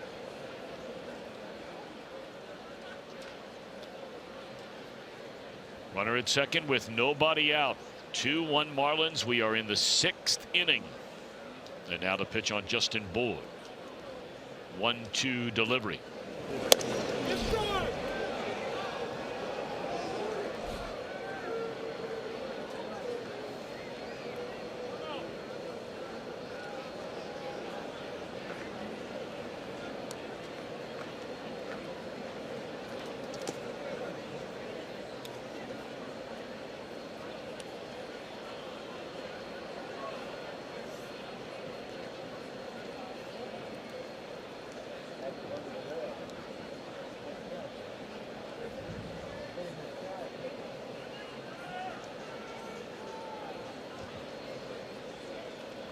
Two and two to Boyd. Runner out at second base. Nobody out. Well, he stunned that ball. Thankfully, Jeanette there for out number one. You know, you might say that Homer Bailey's had some bad luck, but you can also say that he's had some good luck. Point. You know, they say at the end of your career, it all evens out. Whether you're a hitter or a pitcher, you know, you get victimized by some bloops, or you get the benefit of some bloops if you're a hitter. But he had a double play ball in the first inning, a sizzling opposite shot line drive that ended up as a double play ball. That was hit by Rio Muto. And then the same thing with Dee Gordon ending the second inning. They had a runner in scoring position, and he had a line drive, another one to the third baseman Suarez. Here's Rio Muto.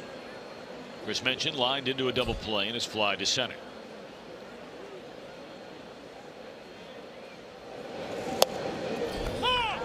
Bailey still throwing very hard here as he closes in on the 90 pitch mark. You know, it's funny with some guys, a lot of the young guys, and we're all guilty of this, and baseball is really guilty of this.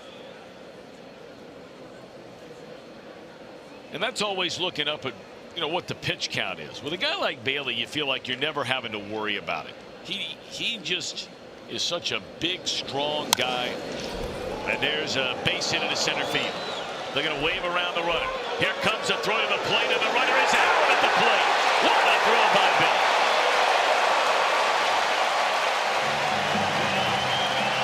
The Reds have some outfielders that can really throw now. And to get to the ball quickly. Yes. I think that's part of the thing with Billy Hamilton. He gets to this ball, and he's much closer to home plate than a lot of other outfielders are going to be. He's got the shortstop's arm, the shortstop accuracy right over the top. A very true throw right there, and a good shot at Barnhart applying the tag. Now, I got to tell you the other end of that. If you're Freddie Gonzalez, the third base coach, you've got to be furious at Ozuna right now, because he slowed up coming into third because he didn't think that he was going to be waved around. And when Freddie Gonzalez waved him, it was too late to turn on the Jets again, and he was out easily.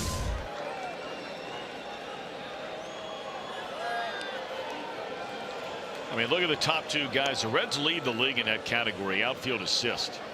And you can understand why when they have the top two guys in the league in Hamilton and Duvall. I mean, they have just made some spectacular throws. And the Reds, for that matter, have made a lot of great plays on relay throws to cut down runners. I mean, there have been two in particular with Scooter Jeanette. They're as good as it gets. And Bailey pitches around a leadoff double. He gets help from his center fielder Hamilton, who throws out Ozuna at the plate. It's still a one-run game.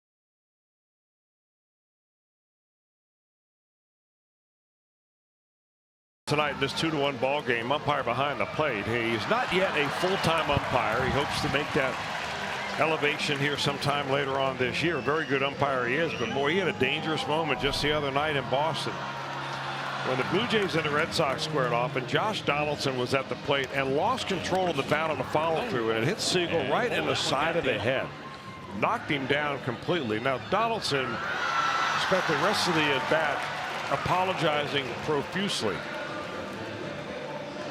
I mean, that was just a direct hit. And if you notice, umpires, unlike catchers, they don't wear helmets on top of their masks. So it's just a hat up on the mask, and that got a little flesh and bone. Went in to visit him before the ball game tonight, assured me that he was A-OK, and the rest of the crew A-OK as well.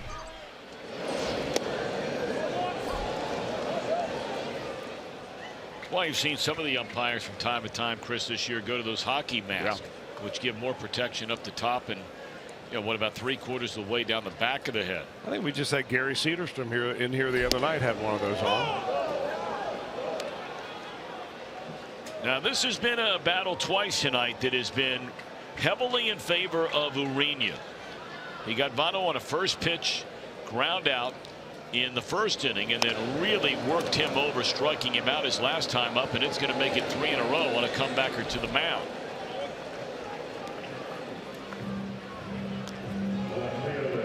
Well, you know the drill. If Red hits a home run off the Toyota sign out there in right center tonight, it would be Thomas Stark from Cincinnati who would win that Tundra. And you can register for your chance to win. Just stop by your Cincinnati and/or Northern Kentucky Toyota dealer.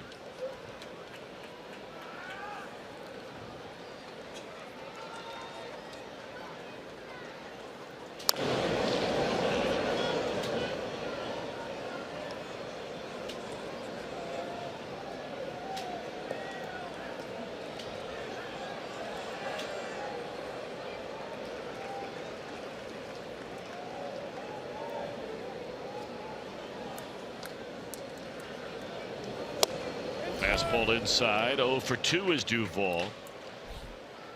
The 2, 3, and 4 hitters in the lineup are the guys that Urena has really done a number on. And let's face it, I mean, those are the 3 guys that have done the most damage this year for this Reds team. Cozart and Votto, all-stars. Duvall should have been an all-star. I mean, he has the 3rd most extra base hits in the league. But that trio a combined 0 for 8 so far tonight. Well, the Reds only have 2 hits, and any rallies that the Reds have had have been partly due to a couple of hit batters and a walk.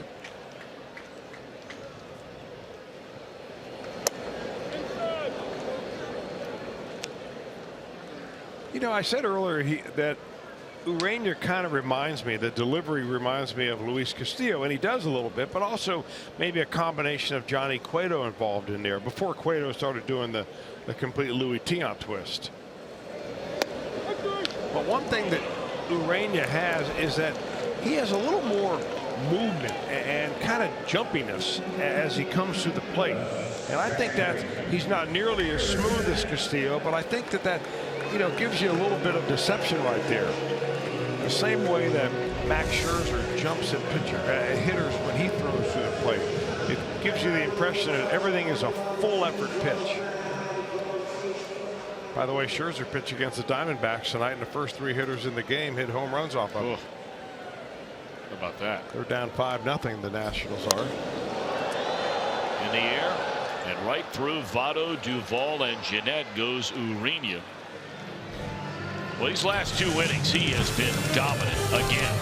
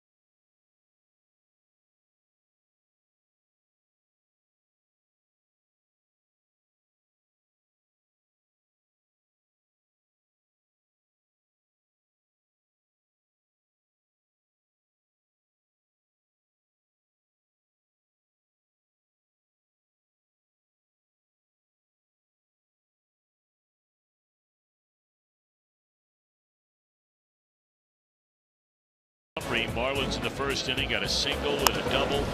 Ground out by Yelich would bring in D. Gordon for the first run of the game.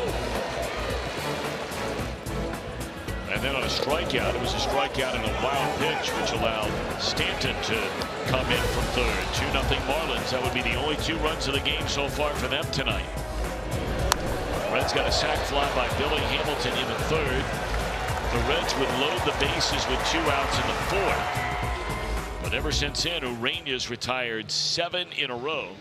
And we're set to begin inning number 7. And the night is over for Bailey, who pitched a very, very solid game here tonight. Well, he did, except for the first couple of batters that he faced, who both turned out to end up coming around to score in the first inning. He was pretty much lights out. 6 innings, 8 hits, 2 runs, and 2 walks, and 3 strikeouts.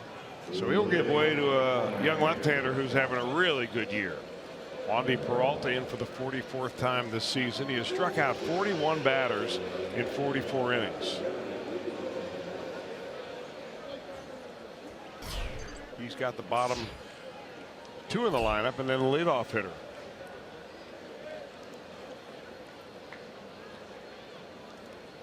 Well, I remember like it was yesterday. You had been in Arizona already for quite some time, and I had just gotten there. And you made the comment to me. You said, look out for this Wandy Peralta. There's a base hit into left field, and Duvall gets to the ball quickly. A nice play to hold Miguel Rojas to a single to begin this 7th inning. You know, if you're watching Rojas, and if you're a young player at home, Rojas does something that really smart right here. He hits the ball in the left field, and he's thinking double all the way. If we follow him down the first base line, he takes a huge turn. The play develops out in front of him, so he doesn't need any help from coaches. He's just going to watch it the whole way. Now, if this throw goes offline enough, he's just going to cruise right into second base.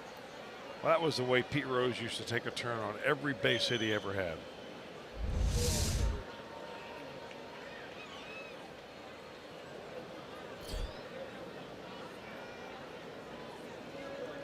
Still pissed right now?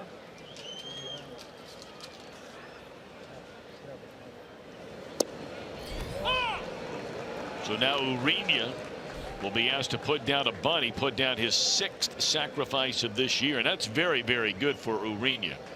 When you consider that, you know, he went the first couple of months of this season not even being in the Marlins starting rotation. He also has a double in the game tonight.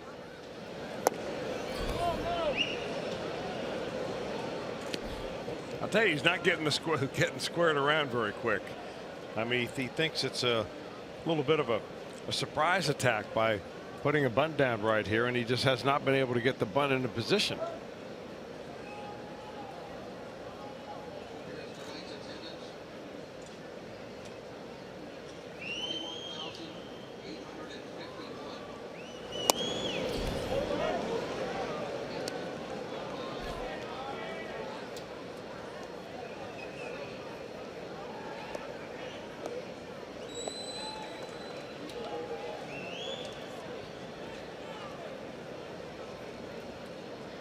Two balls and a strike on Urena. Runner at first, nobody out. Peralta on in relief of Homer Bailey in a 1-run game in the 7th inning. Stabbed at that one and saw Urena smack himself on the right hip. That might have been ball 3. But he offered in the pitch. The ball appeared to be quite low.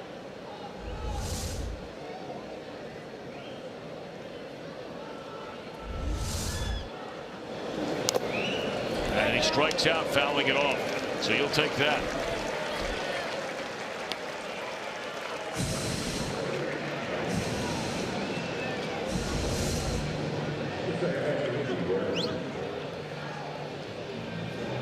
That doesn't look to be very good form, does it, Chris? For a guy who has as many sacrifices as he does have. No, it doesn't look like good form, but Wandy Peralta doesn't look very easy to lay a bunt down off good of point. either.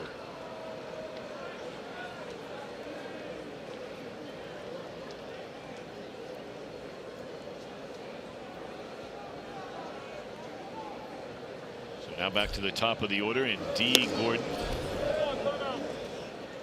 And there's ball 1.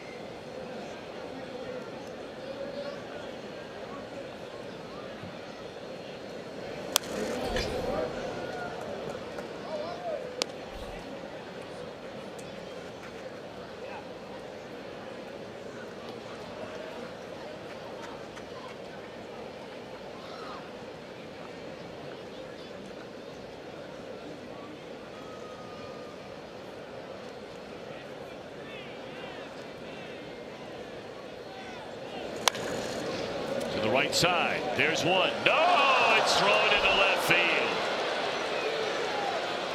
Oh boy, he would have made a double play there with Gordon running, but now all of a sudden that'll be a throwing error on Scooter Gennett, allowing Rojas to advance not only to second but all the way to third. This is a DP lane ball on one of the fastest guys in the league and just too far to the left side of the bag.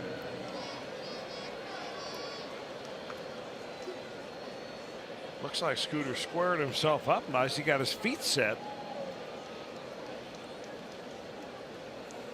We haven't seen that in a long, long time. Well, Matt Jenkins will come trotting out of the dugout.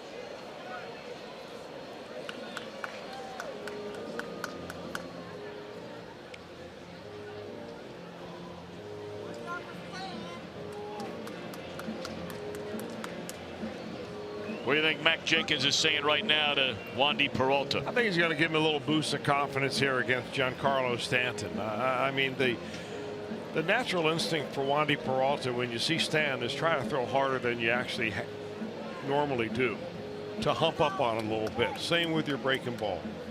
The key is to pick out a good strategy, whatever your scouting report says you should do. Stick with it, but relax a little bit. I think it was a good time for Jenkins to come out there.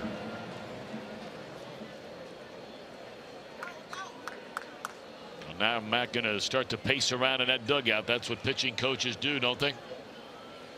Second only to managers.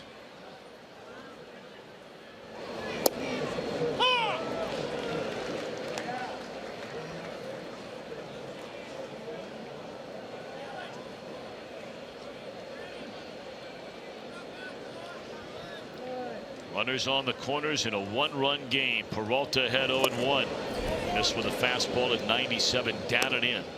Stanton a line drive double, scored a run, struck out in the third, drew a walk on a 3-2 pitch in the fifth.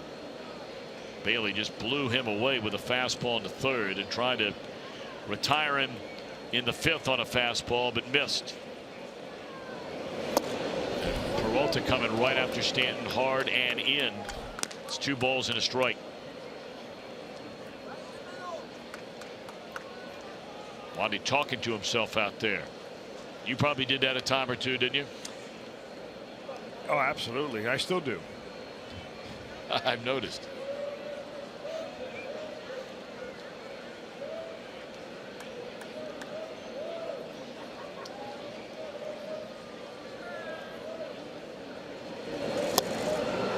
Pulled him off speed there.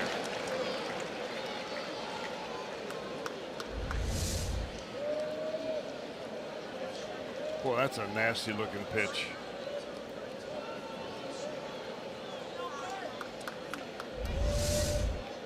All right, now a 2-2 count coming up to Stanton. Straight up in the air, and this is not going to be deep enough to bring in the run. They're not going to challenge the arm of Duvall. No chance. And that is a big out. Oh, they double up. Oh, they said he was safe. That's not a tag play over there. That's a. And I think Brian Price is going to say, hold on a minute, because Joey went to tag him, but I think he had the foot on the bag already. I think they're going to ask for this to be looked at. Or are they?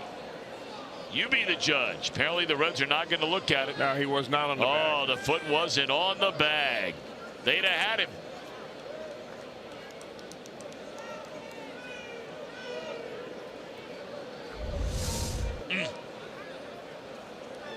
Well, that's a big out right there for Wandy, and one more big one to go. Here's Christian Yelich.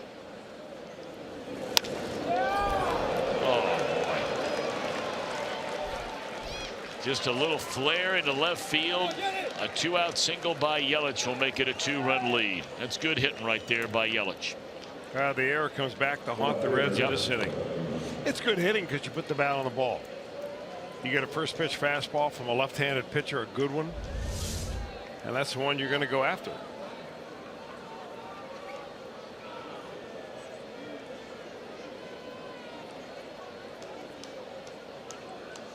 Kind of funny. He threw somewhat of a hanging off-speed pitch to Giancarlo Stanton up around the letters, and Stanton popped it right up. Makes a good pitch right there and gets victimized by a bloop.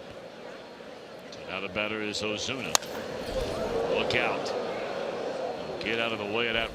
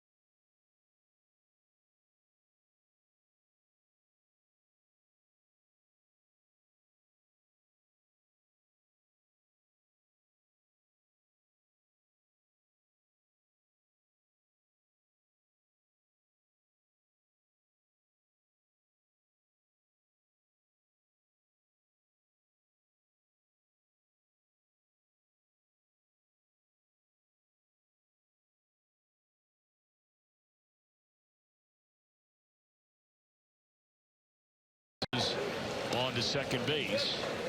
Not sure whether they ruled that a wild pitch or a pass ball.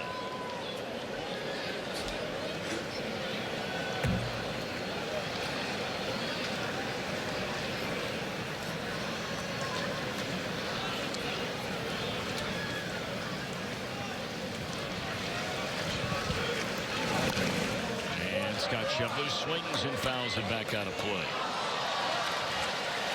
Scheffler had a very good month of June. Had a 282 in that month, had 10 runs batted in, but he has slumped off big time here in the month of July, and it could be just the fact that he's playing every day, getting worn down a little bit. Reds could use him to pick up a big hit right here.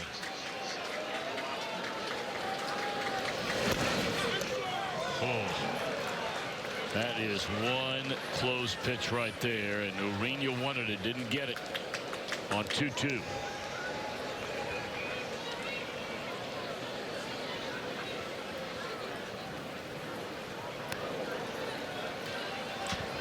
Still having some technical difficulties. We're unable to bring any replays at this point in time, and then no graphics to tell you the score. It's 3-1 Marlins. And after twice getting hit, Scheffler has now drawn a walk. Third time he's been on base tonight. Second walk in a game given up by Urena. You wonder about the leash for Don Mattingly. It's the first time this year Urena has pitched into the 7th inning. His last start was 6 or more innings. You have to go back to the day before his birthday, September 11th of last season. He came within 1 out of a complete game against the Dodgers in Los Angeles. They're probably talking some defensive strategy to the bunt right here. Number 8th place hitter Tucker Barnhart comes up. Nobody out, a couple of runners on. Reds down by 2. So Brian Price, you know, he's going to run out a pinch hitter.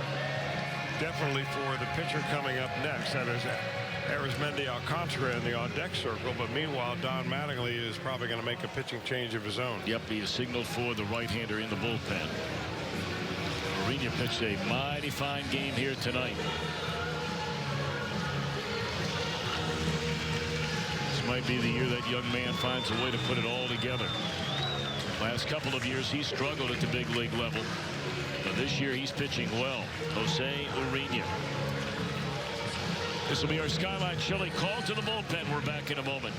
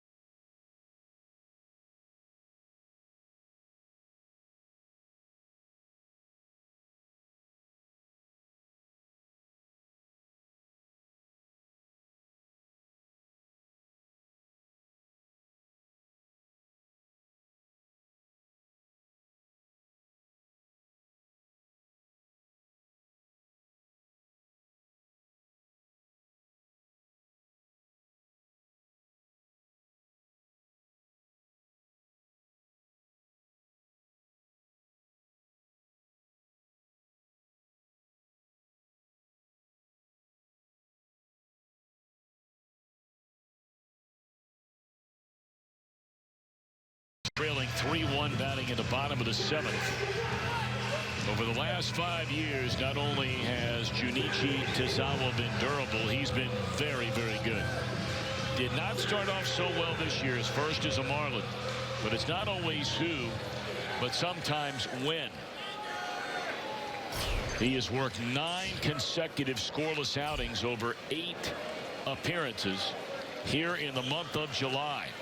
It's the best he has pitched since coming off the disabled list in his first year with Miami. 2 on, none out. Tazawa to Barnhart, and here it comes. Ball 1.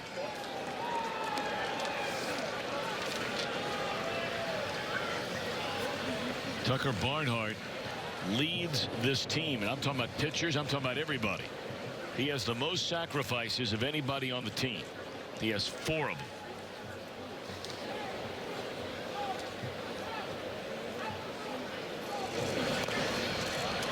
And now he'll get a 5th. Nice job by Tucker. Boy, is that a good bunt right there. You know, Tucker knows from being a runner at second base in this situation, first and second, nobody out, that when the teams play it really aggressively on defense, it's very tough for that runner at second base to get to third sometimes. You've got a force play down there. That's why you have to have that bunt go down the third base line and be able to make sure that the third baseman has to field that bunt. I mean, it was right on the line. Dietrich had to make a decision as to whether he wanted to let it go foul or pick up and take the out.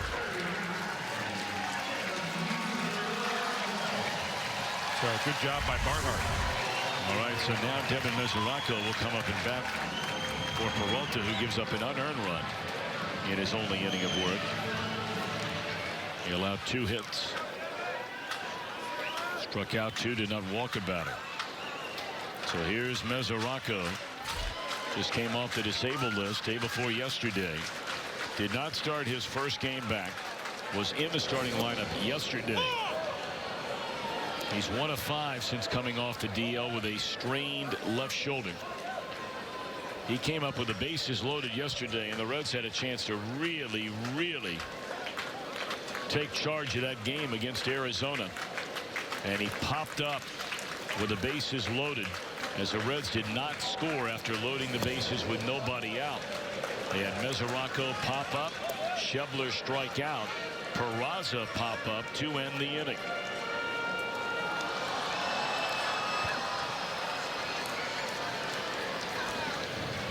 Right now it's Suarez, a runner at third. The tying run is Schebler out at second base. 1 out.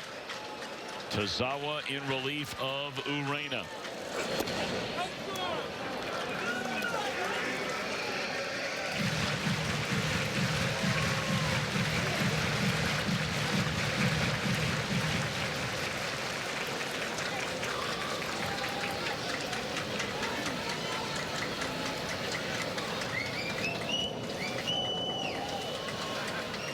Urena's still working over that bubble gum.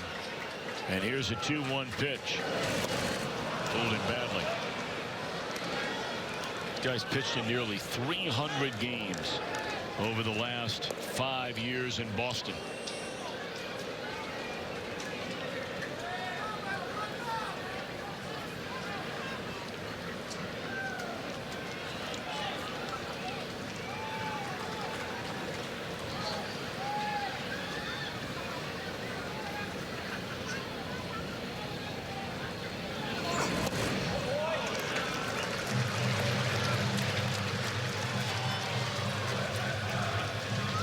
Well, his main pitch is that one that he had Mesoraco chasing for the last strike that he threw. Last 2 pitches have been the same pitch. The split finger fastball. He is primarily 4-seam fastball and splitter.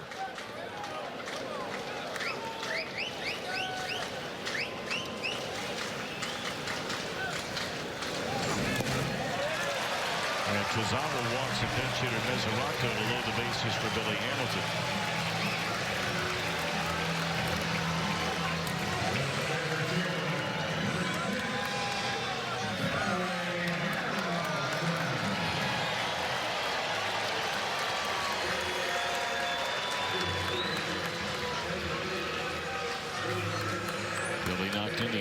Run of the game. That was on a sac fly to right back in the 3rd inning. But now a big chance for Hamilton. He has the bases loaded. Has never hit a grand slam. But right now he's thinking about getting a runner in from second base at the minimum to tie this game. Reds down 2 in the 7th. He slipped right out of the fingers of Tazawa. Yeah, what Tazawa likes to do is throw that curveball early in the count. They go fastball splitter from then on once he gets a couple of strikes on the hitter. That's a curveball that just spins right out of his fingertips.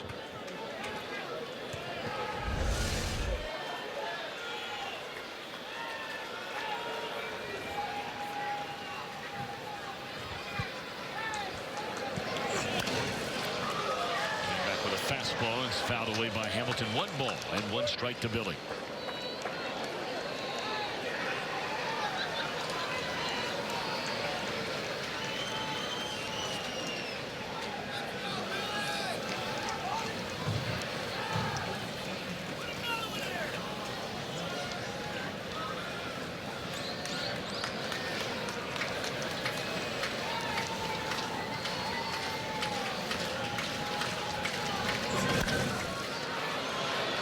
They're going to come to the plate, and they get the out. They knew they couldn't double up Hamilton, so they made sure that the Reds would not get a run here. And D. Gordon throws a strike for the force out of Suarez.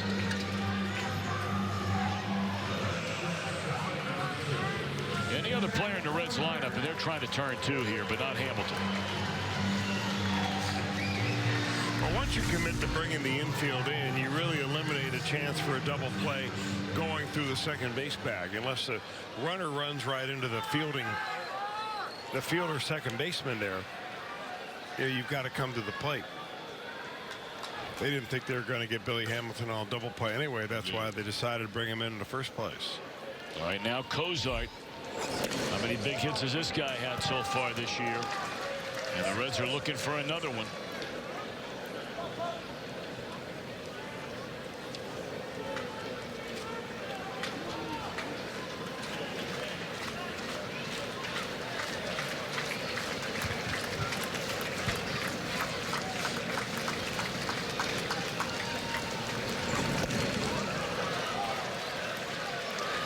Zach.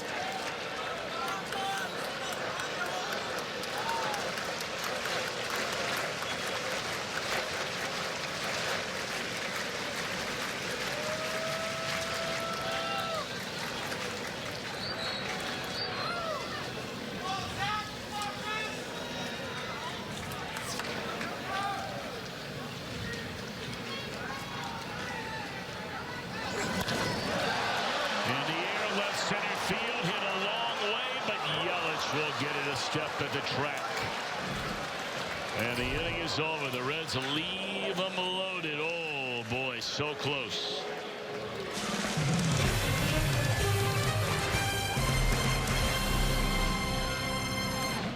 This summer,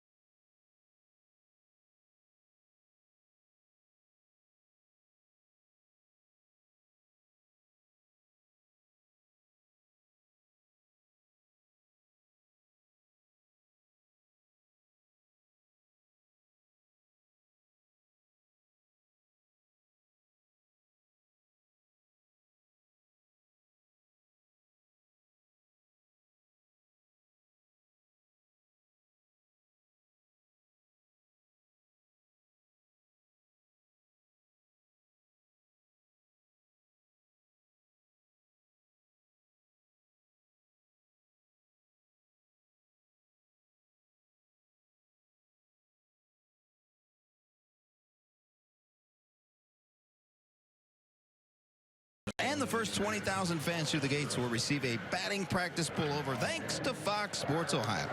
For tickets, visit Reds.com. Gotta tell you, amongst the giveaway items, this is one of the more sweeter ones right here with the Reds pullover right here. Very nice stuff. Fox Sports Ohio on the sleeve. Black on the back. I don't even think you have one of those. Big league stuff. I mean, that's really nice.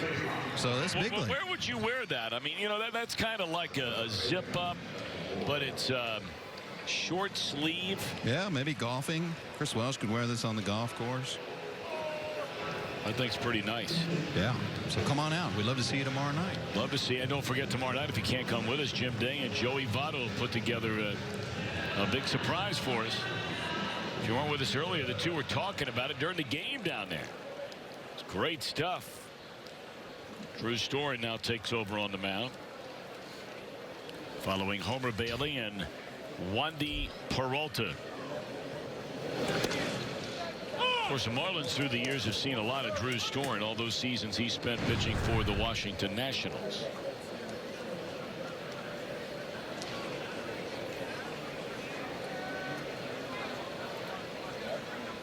It's worked out well for both sides, both for the Reds and for Storen, bringing the Brownsburg, Indiana native on board here to Cincinnati this year. I mean, let's face it, you know, Storen, after a great start to his major league career, has really fallen upon hard times the last 2 or 3 seasons, especially last year. He wasn't fully healthy, pitching for Toronto and then finishing the year in Seattle. Reds took a flyer on this guy, and he's resurrected his career, and the Reds have benefited from it. Yeah, and I'm wondering how many of the scouts, and there are at least a dozen of them in attendance here tonight, probably more like 15, are, you know, scouting Reds pitchers that may be available. I would imagine Storen would be one of those.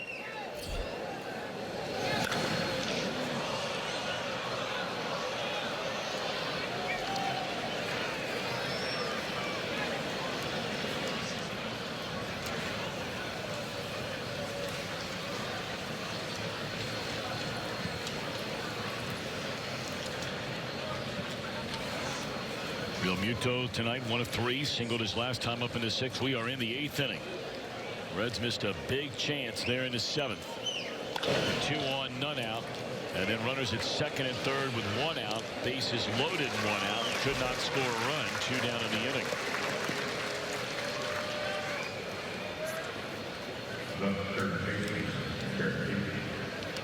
Fans sticking around, waited through an hour and 45-minute rain delay. Really not much rain at all, but we didn't get started till close to 9 o'clock tonight. And a great job again by Brian Giesenslaw and Jeff Pecoro and Jim Day and company. All their fine work, not only on Reds Live, the pregame and the postgame, coming up a little bit later on each and every night, but their outstanding work during the rain delay.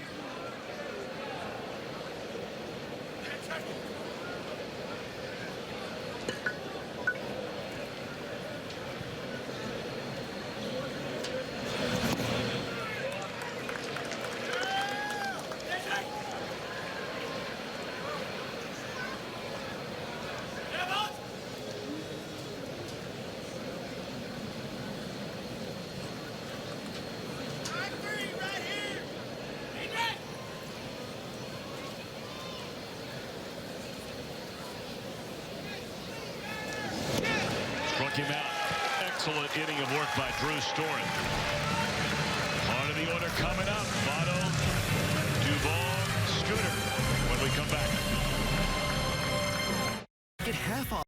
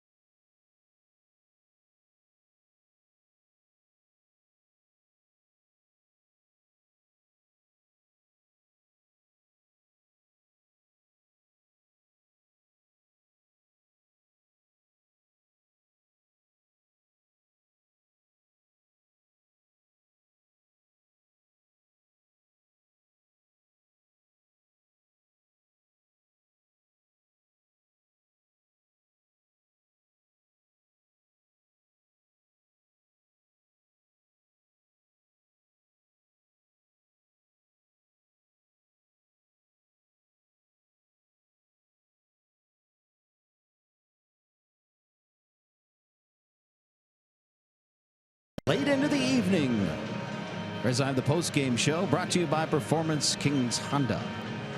And a programming note again, Monday night, the Reds go to Cleveland for a makeup game. And we are on the air Monday night, 6:30 for Reds Live on Monday as well. The game to follow, that one game set before the Reds move on to New York.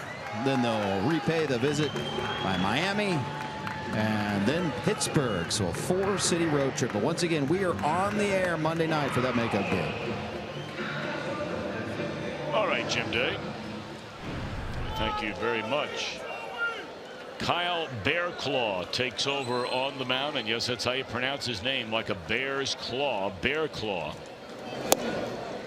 And it's ball one down low to Joey Votto. They only have one left-hander in their bullpen, the up and down right-hander Harlan Garcia. The extra run the Marlins were able to push across there in the 7th, a big one now.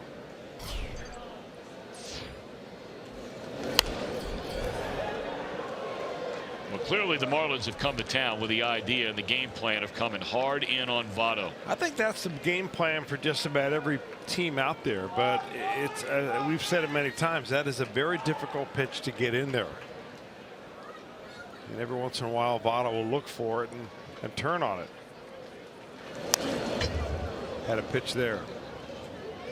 Joey tonight 0 for 3 has bounced to the second baseman, struck out looking and tapped out to the mound. Urena in the 6th. Jose Urena went 6+ tonight, 3 hits and a run. Walk 2, fan 4. What a job by Junichi Tazawa. He came on and got out of a bases loaded 1-out jam.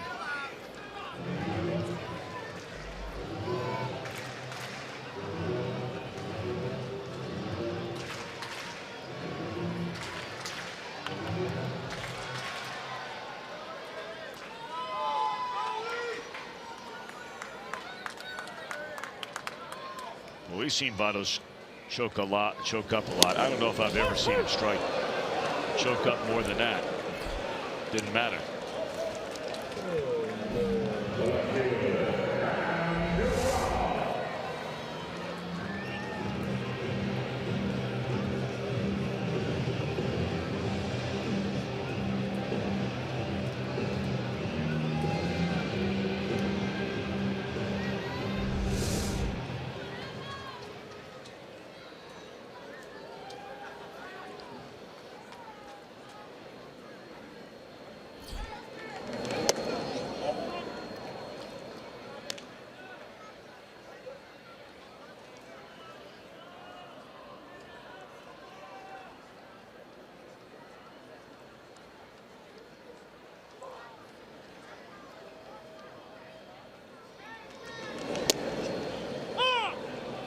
Pretty nice breaking ball right there by Bearclaw. And he's 1-0 pitch. Primarily a 2-pitch pitcher. Fastball at 96 and a hard slider. He really came into his own last year. 75 games, struck out 113 batters in only 72 innings.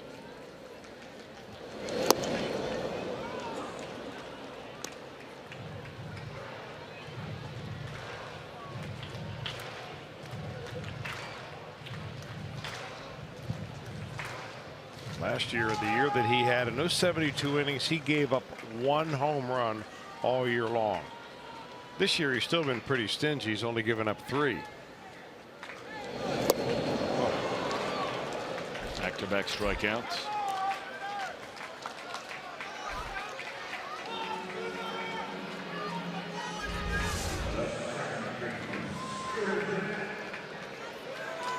Well, look at the spin on that breaking ball. I mean, that is just serious arm speed. And he throws kind of a slow slider. I mean, he comes with such hard arm speed that he impales a lot of spin on it, but it doesn't come up with a lot of velocity.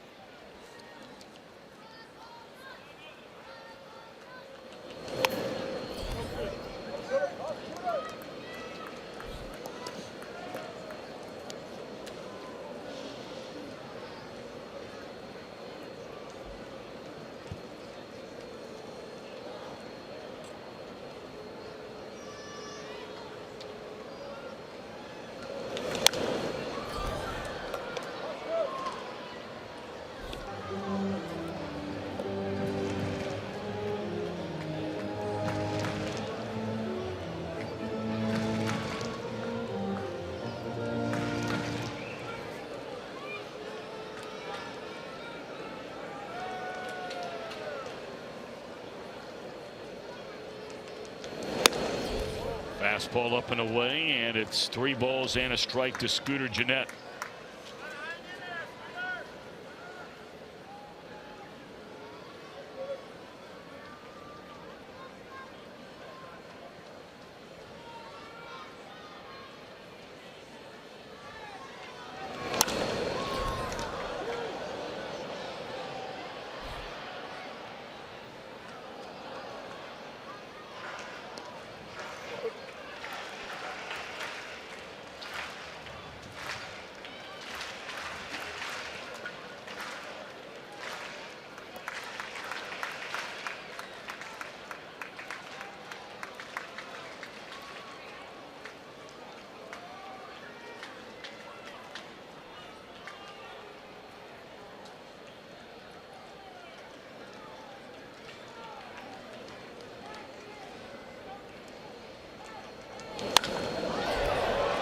Driven into right field. And it's up against the wall, so the Reds are going to have the tying run come to the plate after the 2-out double by Scooter Gennett here in the 8th inning.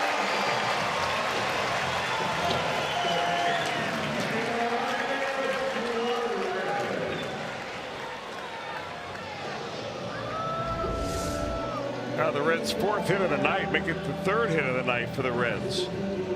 First extra base hit that they've been able to put together here comes late in the ball game. It keeps the inning alive.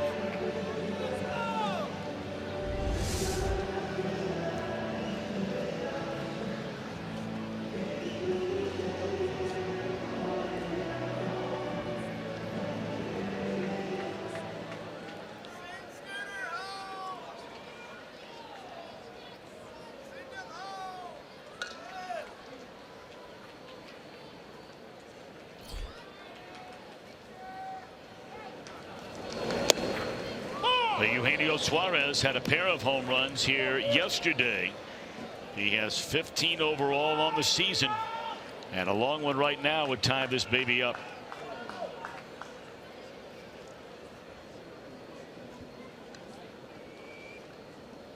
Suarez has a hit and a strikeouts in 2 career at bats against Bear Claw, but this one's popped up and should end the inning. Nice play by Gordon. That wasn't an easy play. 3-1 Marlins at the end of 8.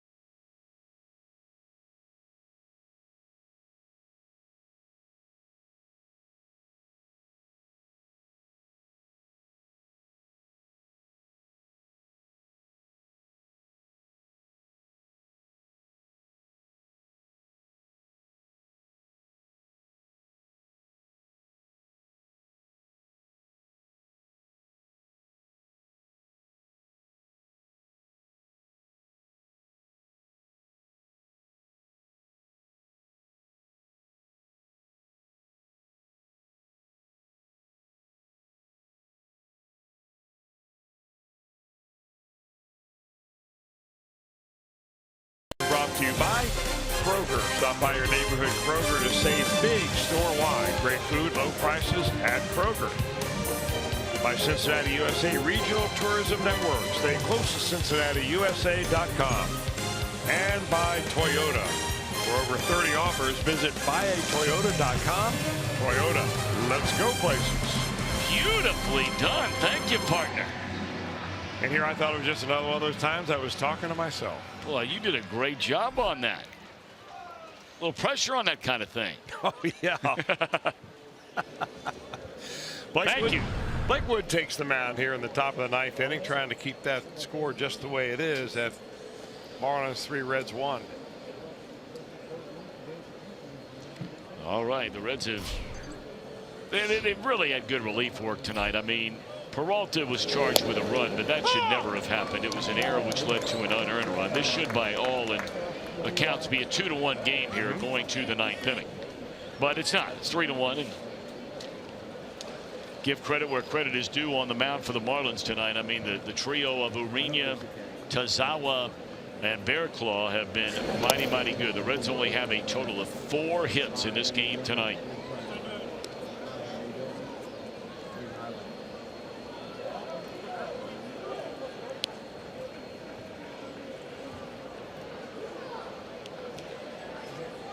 Reds have left 8 on base. They left them loaded in the 4th.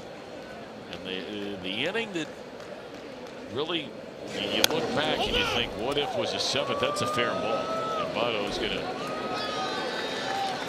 Well, that could have been a little thing that turned into a disaster right there.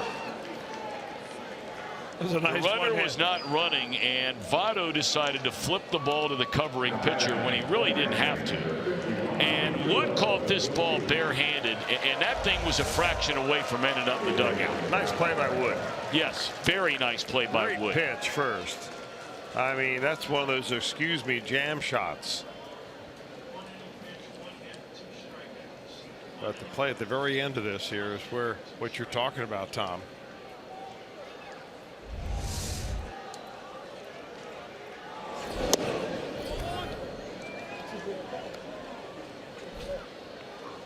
Here's the amazing Ichiro Suzuki. I tell you what, you can talk about baseball players and the history of this great sport, whether it's in Major League Baseball or around the world in Japan and Korea and Latin America, all over virtually every continent. This guy has gone down as one of the greatest players that has ever played the game of baseball. For an all-around player, what a talent. You combine his numbers in Japan, where he had 1,278 hits. He's had 3,056 hits in the major leagues with the Mariners, the Yankees, and the Marlins. 4,334 career hits. But it's not just that, it's the way he played the outfield. Spectacular defender, cannon of an arm, used to run like the wind. And this year, just a few weeks ago, became the oldest player to start a game in center field in baseball since 1900, the great Ichiro. And oh, by the way, he still leads the major leagues this year in his newest role in pinch hits. Well, he's only 43 years old. I imagine he's got a few more in him if he wanted to do so. I think he's enjoying playing down there in Miami. I think he is too. I mean, he has 4 times in his career played in 162 games. Did not play a major league game until he was the age of 27 years old. Major leagues in America, that is. That gives you an idea about how good he's been. To get over 3,000 knocks. He was in one of the answers to the see if you know the rest of this real quick. Tonight's scoreboard stumper, man, they asked some great questions. There are 4 active players who have won 2 or more batting titles in their career. Okay, 4 active players have won 2 or more batting titles in their career. Ichiro is one of them. How many of the other 3 can you name? I didn't have any of them, because there are guys that we just don't get to see play very much. Our producer Kent Dreamweaver has just nailed one of them. Yeah. Miguel Cabrera. He is by far the biggest slugger of this trio. 2 of them left. Ichiro, Miguel Cabrera. One is a fading star. The other is getting better seemingly every day. Are you ready going to break? Joe Mauer of the Minnesota Twins. Yeah. And Jose Altuve. I would not have gotten Altuve, and I should have. Reds will bat in the bottom of the 9th. They're down by 2.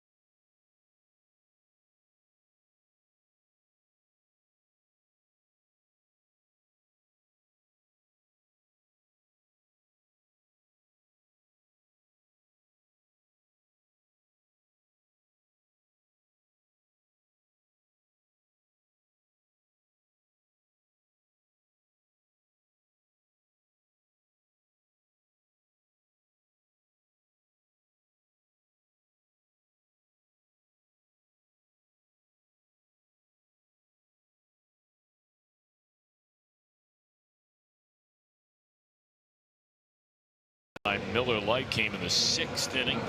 It was a 2-1 game at the time. And how about this throw by Billy Hamilton to tie his teammate Adam Duvall, each with 8 outfield assists, most in the league. Well, the Reds are fortunate to have those outfielders, must indeed, that get to the ball quickly, get rid of it quickly, and make strong, accurate throws. Reds as a team lead the league in outfield assists. All right. So here we go. A.J. Ramos is a closer for these Marlins, and he takes over in the 9th, a 3-1 game. Well, originally drafted by the Marlins out of Texas Tech. He is now 30 years old. He was an all-star last year when he saved 40. He's got 17 this year.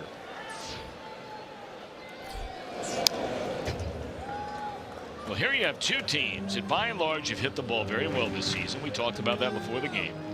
Both have had a terrible time getting the other team out, especially in their starting rotations. And yet, wouldn't you know it, in game 1 of a 3-game series, both teams have pitched beautifully here tonight. 3-1 game as the Reds bat in the bottom of the 9th.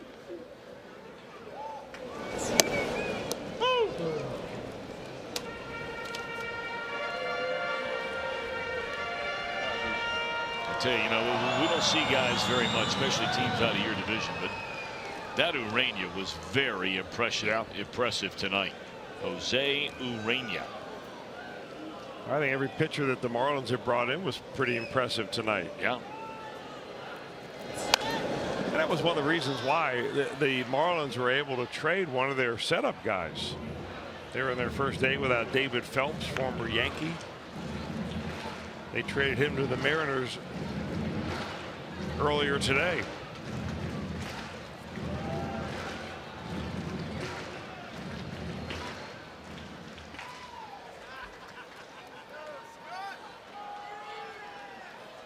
I tell you, I read a story earlier today, and that pitch is outside. I still can't. Well, yeah, we'll get into it tomorrow. Got a long way to go. We're in the bottom of the 9th. I'm excited for whatever Jim Day and Joey Votto have in store for tomorrow. Me too. Looking forward to that, whatever it is. Big surprise. 1-2 on Shoveler. Reds down 2 in the 9th. Shoveler's been on base 3 times tonight. Hit by a pitch in the 3rd, hit by a pitch in the 4th, and drew a walk in the 7th.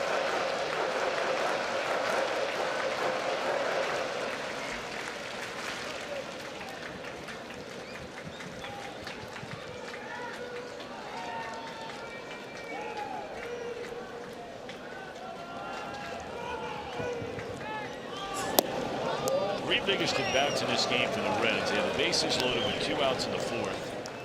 Tucker Barnhart hit a line drive right at Stanton to end the inning. And then after the Marlins loaded the bases with 1 out in the 7th, the 2 big outs recorded by Tazawa, getting Hamilton to bounce into a fielder's choice force out at home, and then a fly ball by Cozart to the warning track in left center. And that's out number 1 as we open the 9th.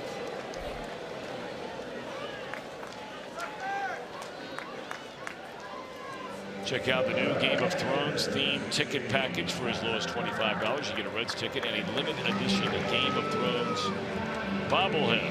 Purchase the Game of Thrones ticket package at reds.com/themes.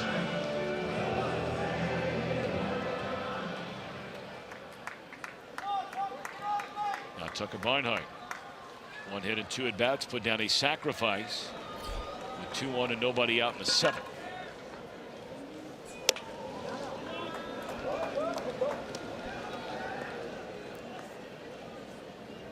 Marlins, an inning of work by Tazawa. 1 inning, 1 hit, no runs, 2 strikeouts for Bearclaw. Now it's Ramos all in behind Urania. And for the Reds, Bailey pitched well tonight.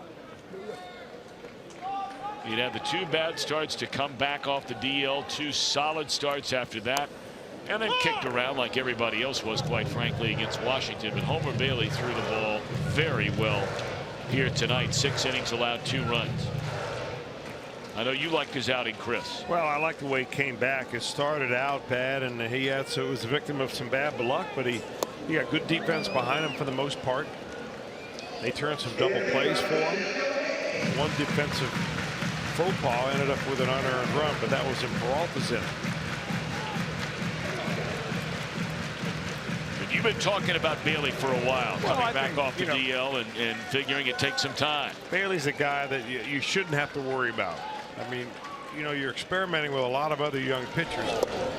Hopefully you don't have to spend too much time worrying about Homer Bailey. If he pitches like he did tonight, he won't be doing so.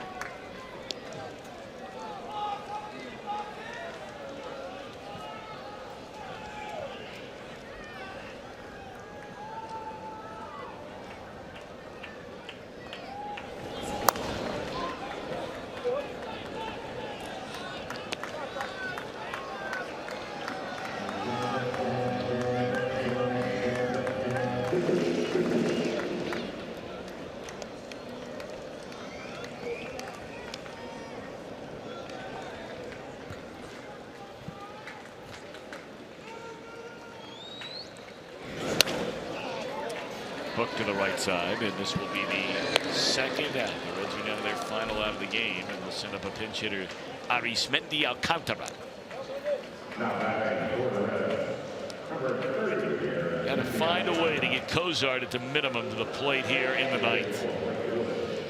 Got Alcantara, then Hamilton, and then you get to Cozart. I mean, obviously it'd be great to get to Votto, but get to Cozart and you give yourself a chance to win this thing. But they got to get the 2 on in front of him.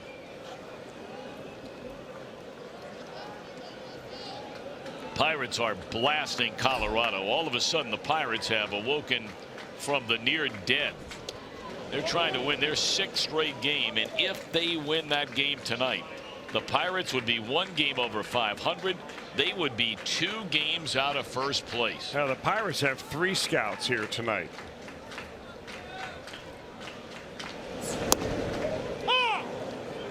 Of course, they just got back Sterling Marte. They're very talented outfielder who was suspended for 50 games for testing positive PEDs.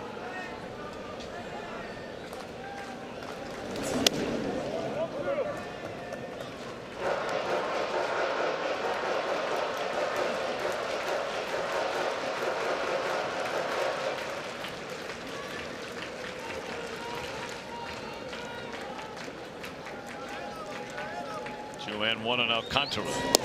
Breaking ball is in there, 2-2. Fireworks coming up after the ball game here tonight. Fans that have stayed around hoping to enjoy that. Jim Day standing by in the Fox Sports Ohio condominium. 3-2. And Jeff Piccolo standing by on the field, trying to find out if the Reds can rally here down to their final out, and now their final strike.